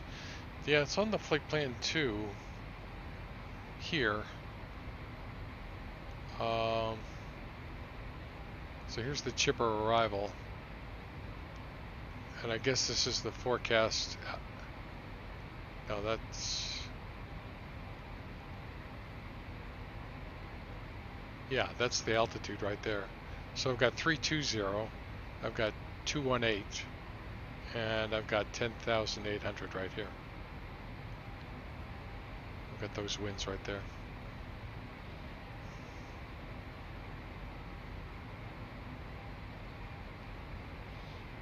Go lower, not there. Okay, let me go back up. Okay.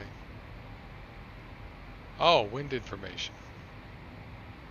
Okay, so here's top of descent. So here's, well, what? Oh, so these are just winds. They're not necessarily my winds. They're just winds. So I can, oh, here's 310, 210, and 10,000 right there. So this is, they're giving me this in case I get something besides 360. I've never noticed this part of this thing before. Gosh, look how much further down it goes. I guess that's all the NOTAMs and everything. Yeah, well, obstacle information. Descent next to it. Let me go back up. Right here. These right here. 310, 200, and 10,000.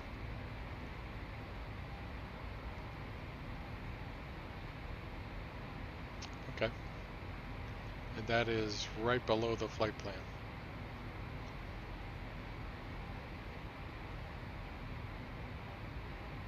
Oh, and there's the winds information. Just a bunch of maps. Wind information. More, oh, temperature information and the wind.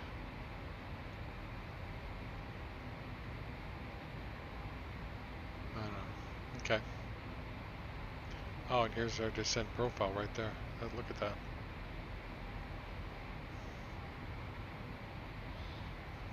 That's cool. Look at that. It's amazing what happens when you scroll down.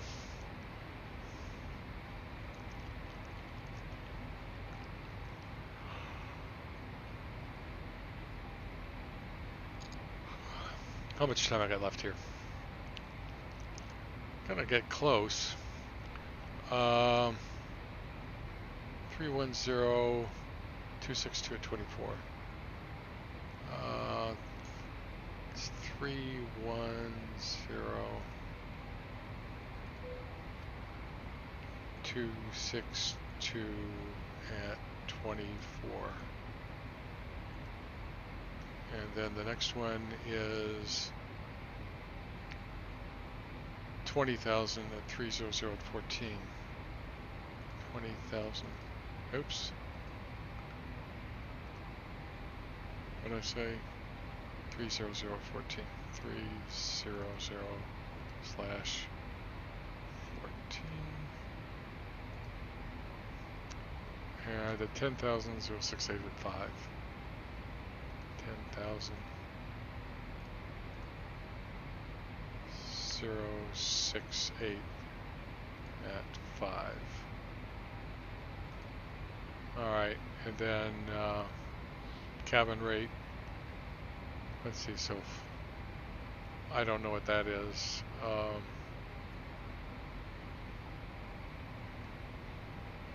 And ISA deviation QNH. I guess this is at the start of top of descent.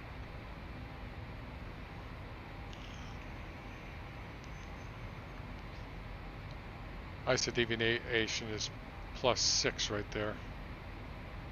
So I guess I could put that in. 6C.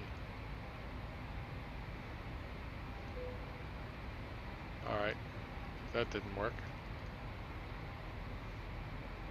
Oh, wait. 6C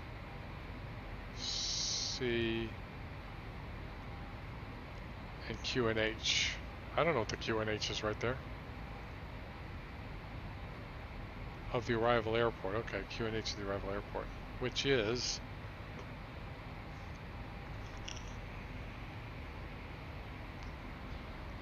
I'm going to dial this down a ways.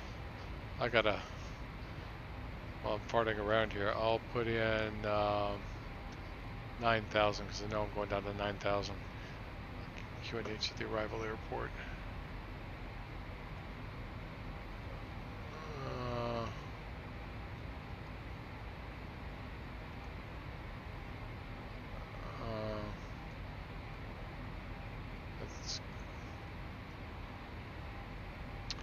Atlanta, it is 3011. 30, there.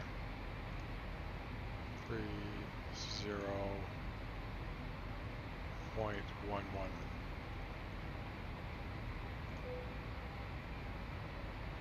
There. Clear. 11. Doesn't like it. Maybe it doesn't like the C. 30.11.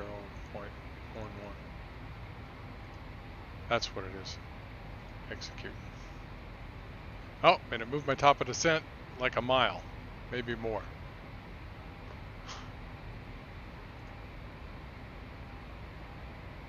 ISA deviation of the arrival airport. Ooh, where do I find that?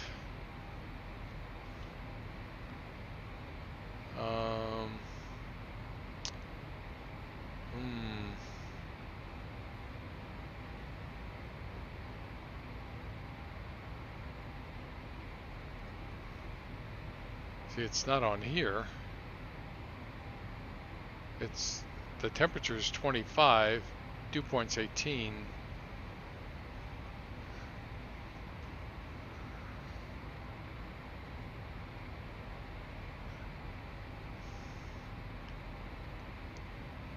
But it's not that important. Okay.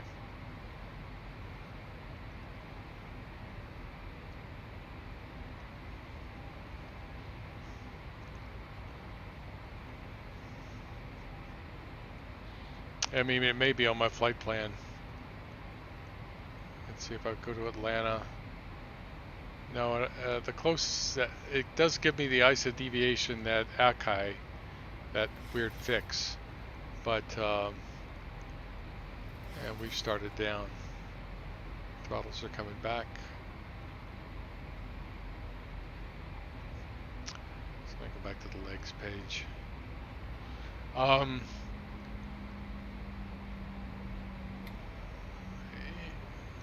Well, let's see. It says at drag required. I got to keep an eye on this. Yeah, see, the speed was getting out of hand there. At Akai, I'll show this real quick. It says minus 10 here, but the deviation is plus 11.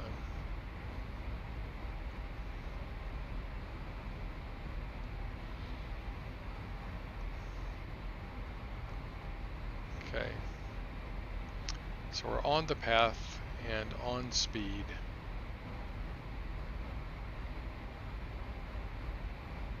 No, it wants more flaps than that. If you get the ATIS and they say 25 degrees ISA deviation is 10 degrees.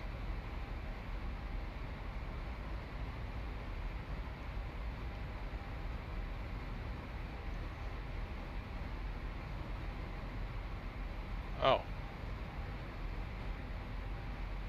Okay. Let's see. There's our speed brakes. Look at that. It's almost devoid of color. This is what it should mostly look like.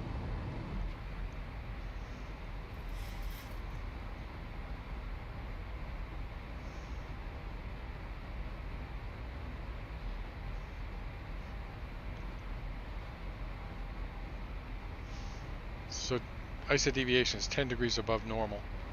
15 degrees at ground level is ISA, so just see the difference from 15 degrees. Okay, I see. 15 degrees is ISA. God, I hope I remember all this.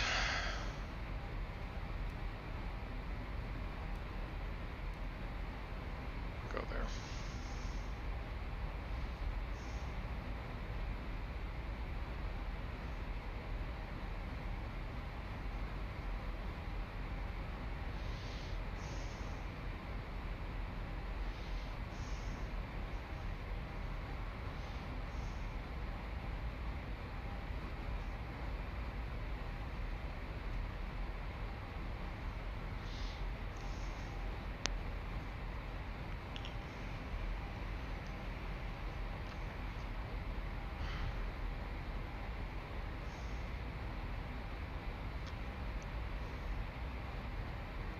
Okay.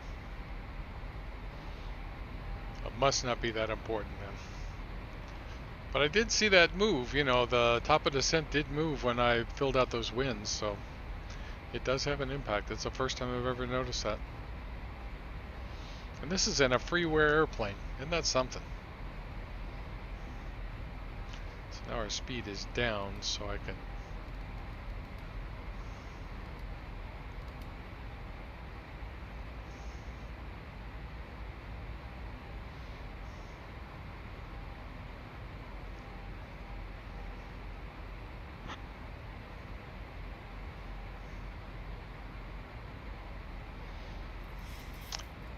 pull my throttles back.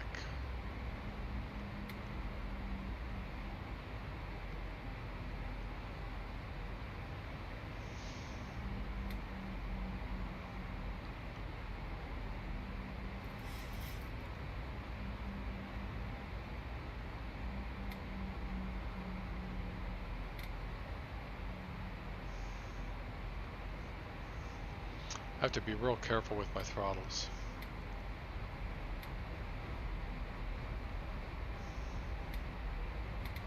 See that clicking?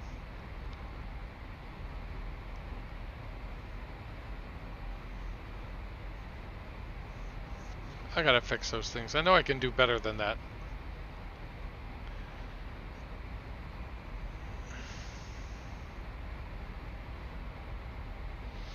But when I get the new honeycomb yoke, or throttle, it'll be a lot nicer.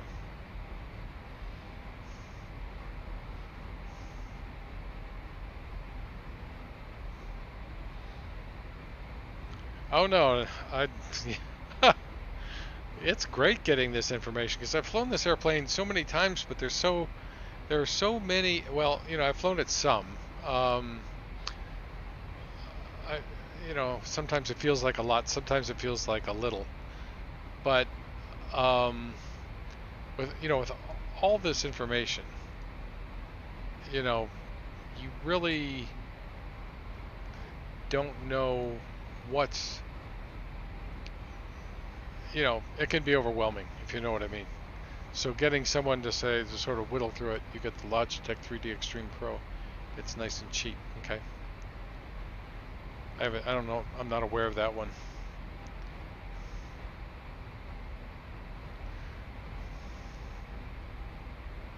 Oh wait, I've got that. That's the yoke I've got sitting right next to me. I was going to use that for steering. I've got an actual CH yoke that I use for flying, and I've got this other joystick, that same one as you, that's sitting here that I don't have plugged in, that I was going to use for steering. I don't get to fly the real airplane, so I try to make this as realistic as possible.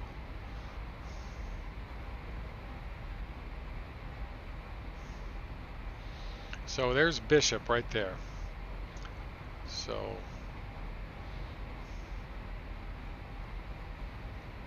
we're not too bad. We're a couple of knots high on speed. We're coming up on 18,000. So what did I say the QNH was? It wasn't 299 or 2, that's for sure.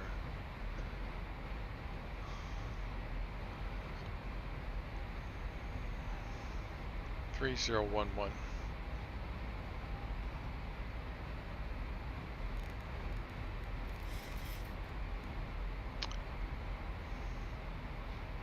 Let's see, now it's going to try to descend a little faster.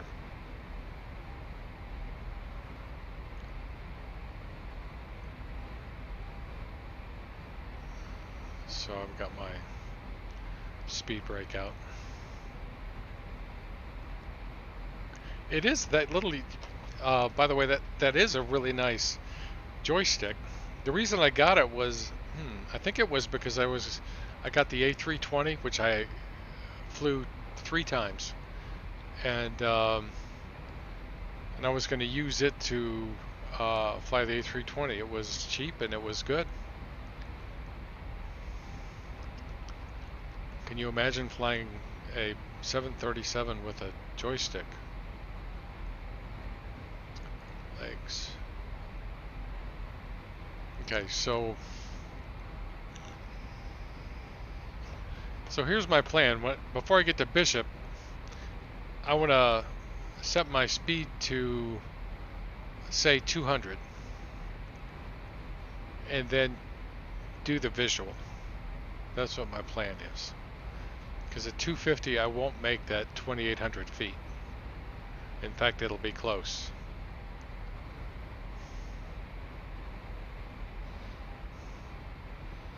So what was I doing?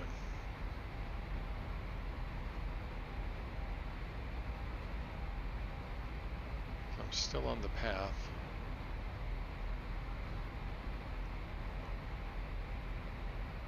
In fact, I'm going to put 8,000 in there. I'm going to put 8,000 at Bishop.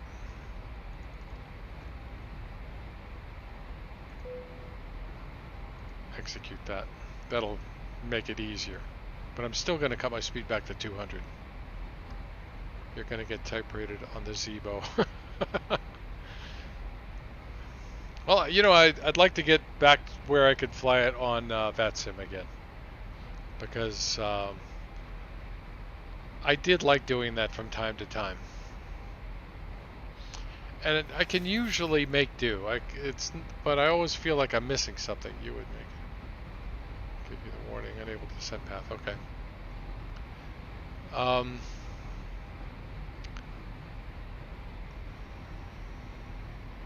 Yeah, that's right. It would say that. I've seen that before. I used to see it on the Zibo quite a bit because I was always screwing something up there. Not the Zibo, this PMDG. Okay. So we're at 13,000 feet as our QNH is set there, but it's not set here. And see, now we're descending.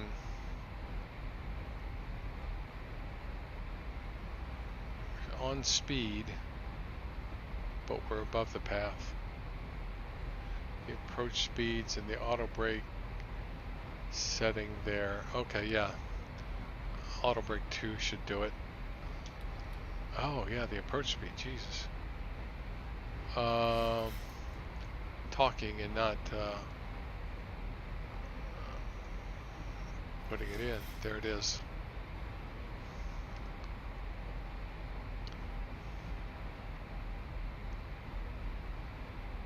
So we'll cut from here right over to there. So I assume the same rule applies. Flaps 1 out of 10 miles. And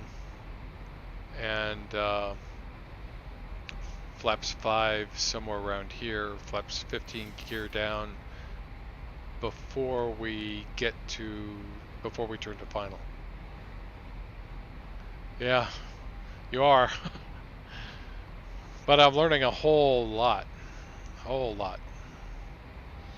So if I do get another visual approach, because I did get a visual into Atlanta. I was landing westerly one day. And I think I did remember, the one thing I did remember is to put in the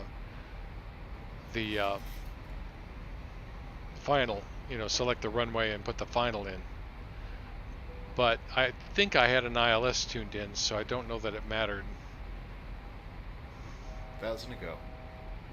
Honestly, I should have the ILS tuned in now, because I always use it to guide me when I land. But then I guess I'll have the vertical guidance off of this, so that's okay.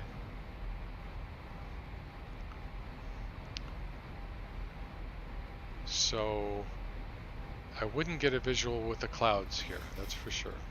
Though I could get a vector. So we're getting close.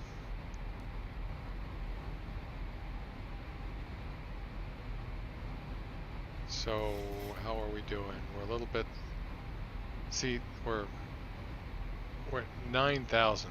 Oh, that's because I put 9,000 in. I'm gonna put in 3,000.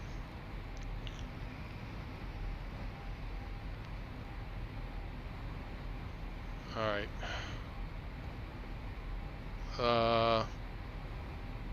let's see. So let's say we get 3,000. I'm going to alt intervene that. And that should help us get back down. And I've still got my speed brakes out. And we're at 9,000, but our speed is coming up. And I've got speed brakes out.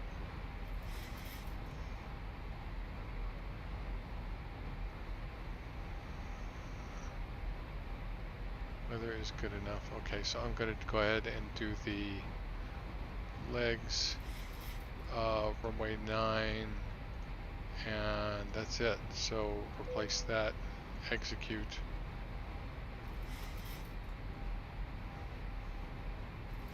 And there's our decel, and that's because, oh, it's got 160 in here now. So I've wiped out my, I wiped out a K, so now my speed restriction there is no longer there, so I might just open the speed window and let's put 210.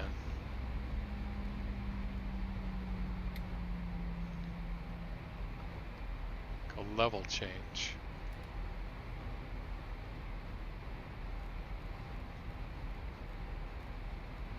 The level change puts me at idle, right?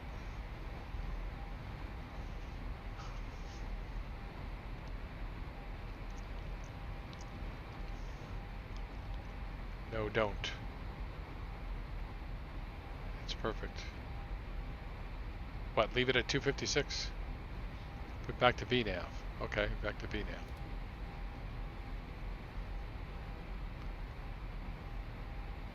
Okay, so now it's selecting the up speed. And it did that automatically.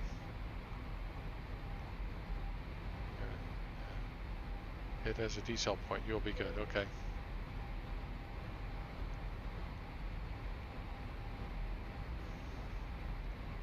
I don't see the decel, well, it's selected the up speed. I've got my speed brakes out.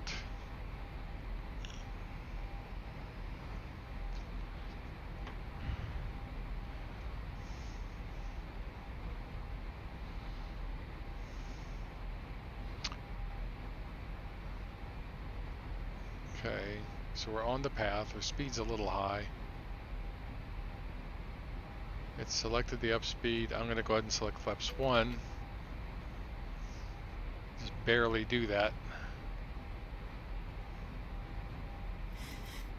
Yep.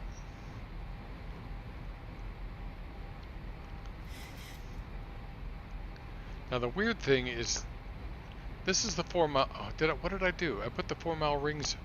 Here's the runway here. I put the 4 mile rings around the friggin' 4 mile fix. So I've got to adjust my thinking. I need to have flaps 15 out right about here.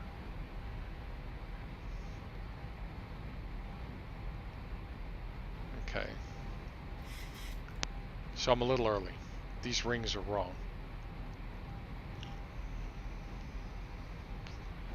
When I have 220, go flaps 5. Go flaps 5. That's 220. Flaps 5. So these rings should be around that. Put 23 in, 2300 in the altitude. That's because, okay, I know why you're doing that. Yeah, you are more than 10 miles out. You're good still, okay. Yeah, we're on the path. Selected speed is flaps 5. Our VRF speed is 147, so we're going to land at 152.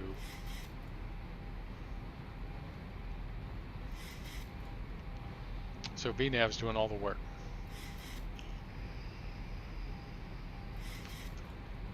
So gear flaps 15 right about there, right where my mouse is. 2500. And we're just slightly below the path.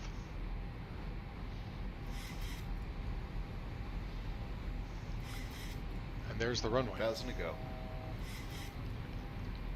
2 miles before the point, set your minimums in the altitude selector. Ah, my minimums?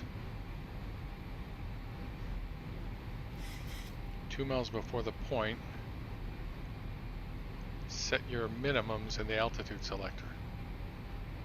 Tell you what, I'm going to go ahead and put gear down and flaps 15.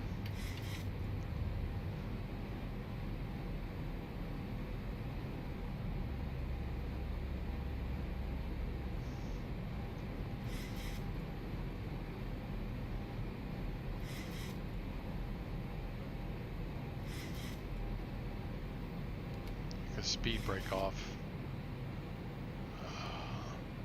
I don't know what the minimums. Oh, the minimums. What is that? 400 or something? 400 above the airport. What is the airport? 800?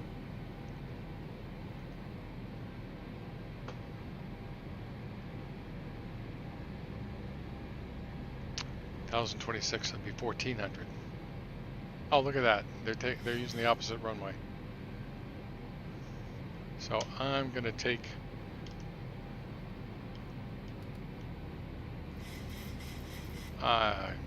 way high.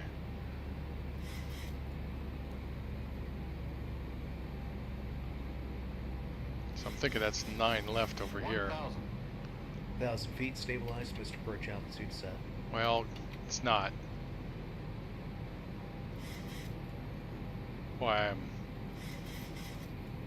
and let's fit 152 in here. Yep, see they're using the opposite runway. 500 minimums. 400. And they are cranking out airplanes. 300. There's an airplane coming right at me. 200. Think rate. Think rate. Think rate. 100. 50. 40. 30. 20. 10. Come on.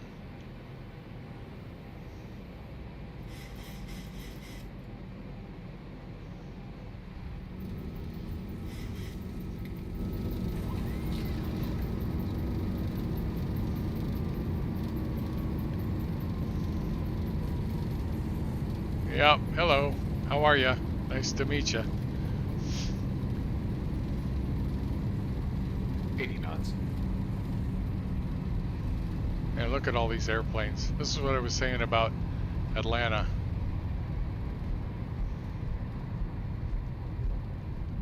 Okay, yeah, I figured that. I saw the vertical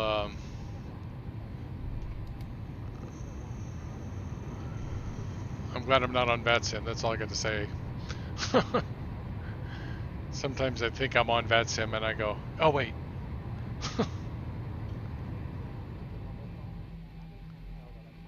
No, come on. Yeah, they don't care.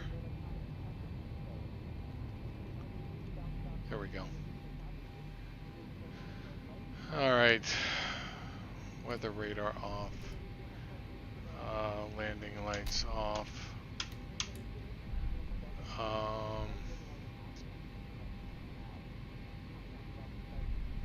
Nav, nav, oh no nav, strobes are off. And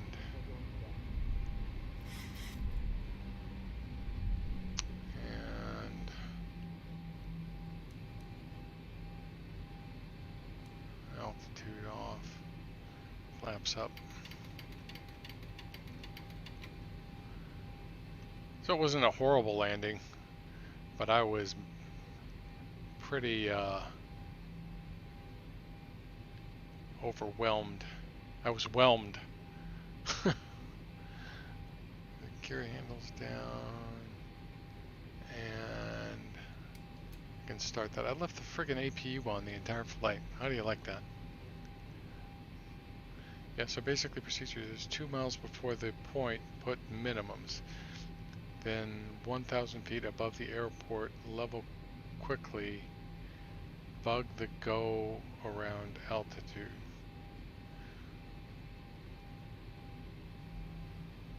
Okay, so the go around altitude. Let me go over that again. Let's see. So basically procedures is 2 miles before the point, put in the minimums. And I assume the minimum is 400 feet above airport elevation. So here in Atlanta, it's about 1,000, so that would be 1,400. Then 1,000 feet above the airport, airport level, quickly bug the go-around altitude. So we get to 1,000 feet. So when I get to those minimums, 1,400 feet above the, well, 1,000 feet above the airport would be 2,000 feet. So at 2,000 feet, that would bug the go-around altitude. Yeah. Now if I can find a parking place. Look at all these airplanes. I should have taxied on that taxiway back there. In fact, I'm going to have to if I'm going to get anywhere.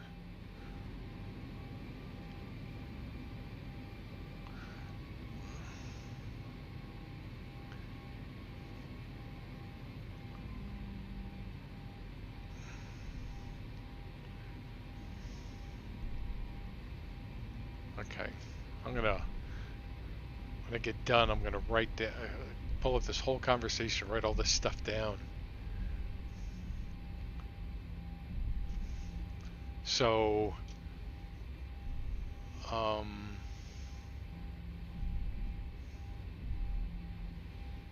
put in 2,800 when I was cleared for the visual, and then 2 miles before the fix, I put in 400 feet above the airport, and then when I get 1,000 feet above the airport, then I bug the altitude. Okay, bug the go-around altitude, and I guess the go-around altitude would be, you know, probably 3,000 feet here.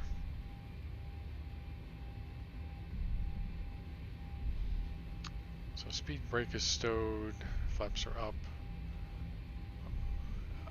and auto brake are off. APU is on. Look at this. The airport I took off from didn't have hardly any airplanes. And this one is loaded up. That's why I like flying into this Atlanta. It's not just the airport, which is really pretty. It's that Traffic Global has so much traffic here. You really feel like you're flying at a busy place. Yep, but in case of a visual, the minimums are always 500 feet. Okay, so not 400, 500 feet. So 1,000 foot, Atlanta is 1,000 feet, so I'd put 1,500 feet.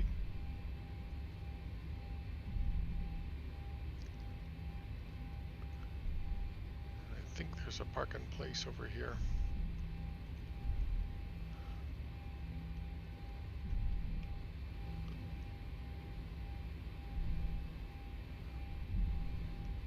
Looks like it. See if I can park better than last time, huh? Oh, hello.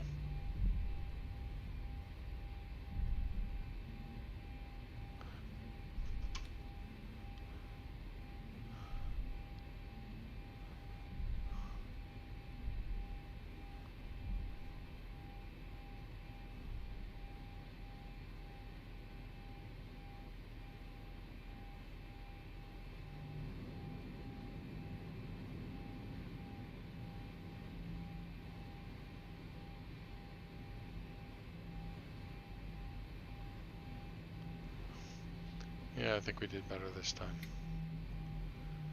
Okay, so park and brake on, APU on,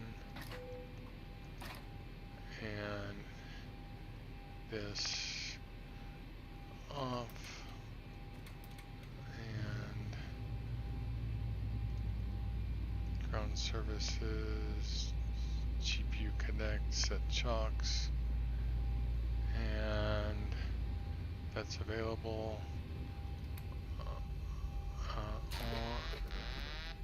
What did I do?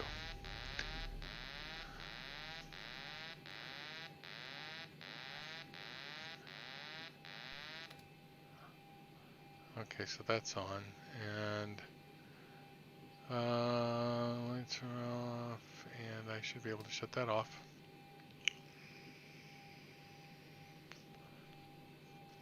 That off, that off. So I can turn the bleeds on. Well, they were already on. And beacon off.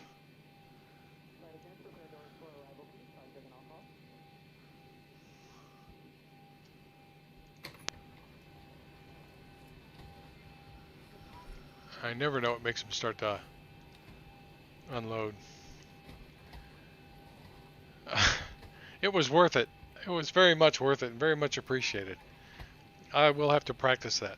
I will have to make a bunch of notes and practice it. So yeah, I made it on the ground. I rarely do anything that I think, did I ever screw this one up that bad? No, I haven't. I always manage to get it on the ground, one way or another. Sometimes I float. I didn't float that time because I took your advice on this, keeping this the attitude below the 5 degree mark, so down around 3 to maybe 4 degrees tops. And so I got down at a pretty decent rate, even though I barely got my speed indicator set in time. I think you said set that to 100 or something. So yeah, I guess I can shut the transponder off.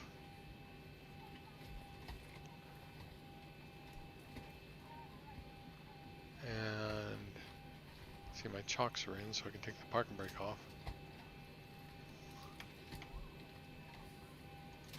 No, I guess not. Gonna lose that battle. Thanks for all the tips. Thanks for all the tips. I've got a lot to practice. I may have to do another Zibo flight tomorrow and try it again, a short flight, and just try to remember. And I may screw it up just as if, well, I didn't, it's always harder the first few times. We'll see how I do. But yeah, learning how to cut the corner, learning how to set the altitude for when you do cut the corner. Yeah, when you get the vector, then you will get a altitude drop, or you'll get a lower altitude. You set the altitude you expect 2 miles before you set you set the minimums, and I guess turning final you set 152, or when you put the flaps 30, you set 152. Thank you. Thank you. It will be it'll be fun to do this again. So that's it. Here I am in Atlanta. We should take a look around. That's me. See, it looks a lot better than that one.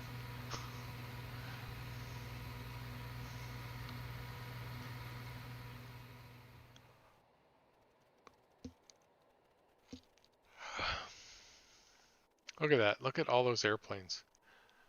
And my frame rate's in the 40s. I think I got the, well, I didn't, there are some other parking places. I was going to say I got the last one. So you're going to keep flying the 738, or you're going to move up to, or I say move up. It's, I mean, if you're happy flying the 738, it's just that, or are you looking to move to a different airplane in the future? I'm just curious.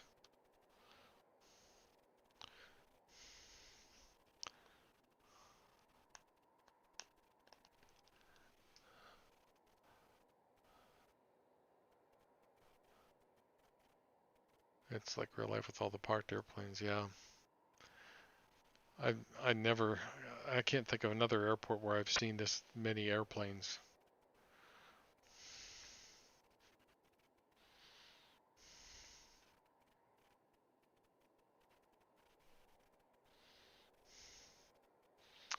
Keeping the 738. I really don't like long haul. Yeah, you mentioned that before. You know, I should take a look at that landing, shouldn't I? Flight toggle replay mode. You know, how far out are we here? All right, that's close. Shift 3. This is the coolest thing. This is what you guys never get. I'll be curious to see if you keep simming after you get back flying again.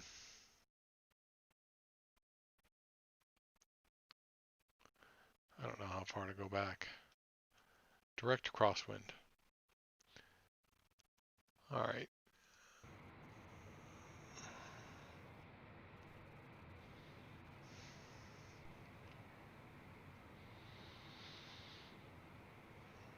Yeah.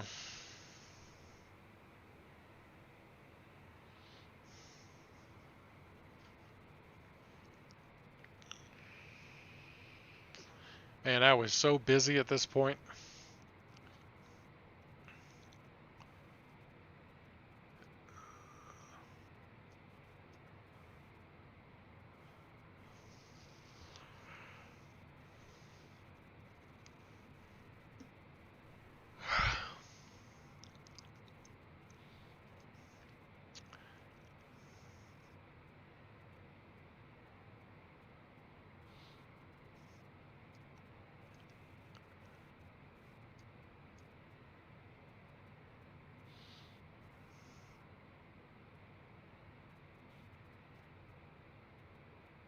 That looks so cool.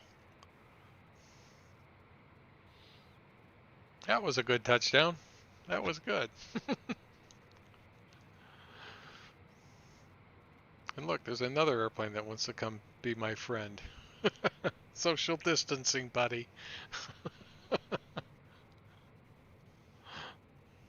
Now the situation's a lot. Airports look like that. Yeah. That was that airplane disappeared, I guess. That was fun. I like learning things. So I will I'll practice those procedures. You'll see me around. Hopefully I'll catch you online again, and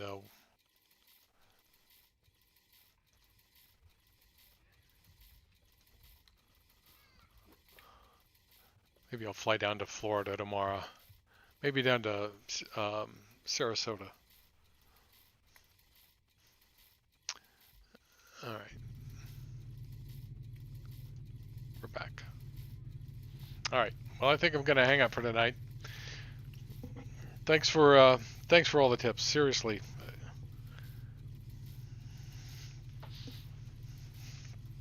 I learned a lot, and I'm going to go upstairs and make a bunch of notes and get up and try it again tomorrow.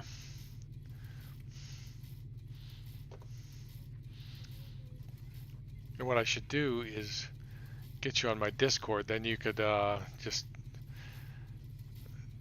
tell me verbally, real time. That might be a way to do that, if you'd like to try that. I do have a Discord somewhere. My son set it up for me.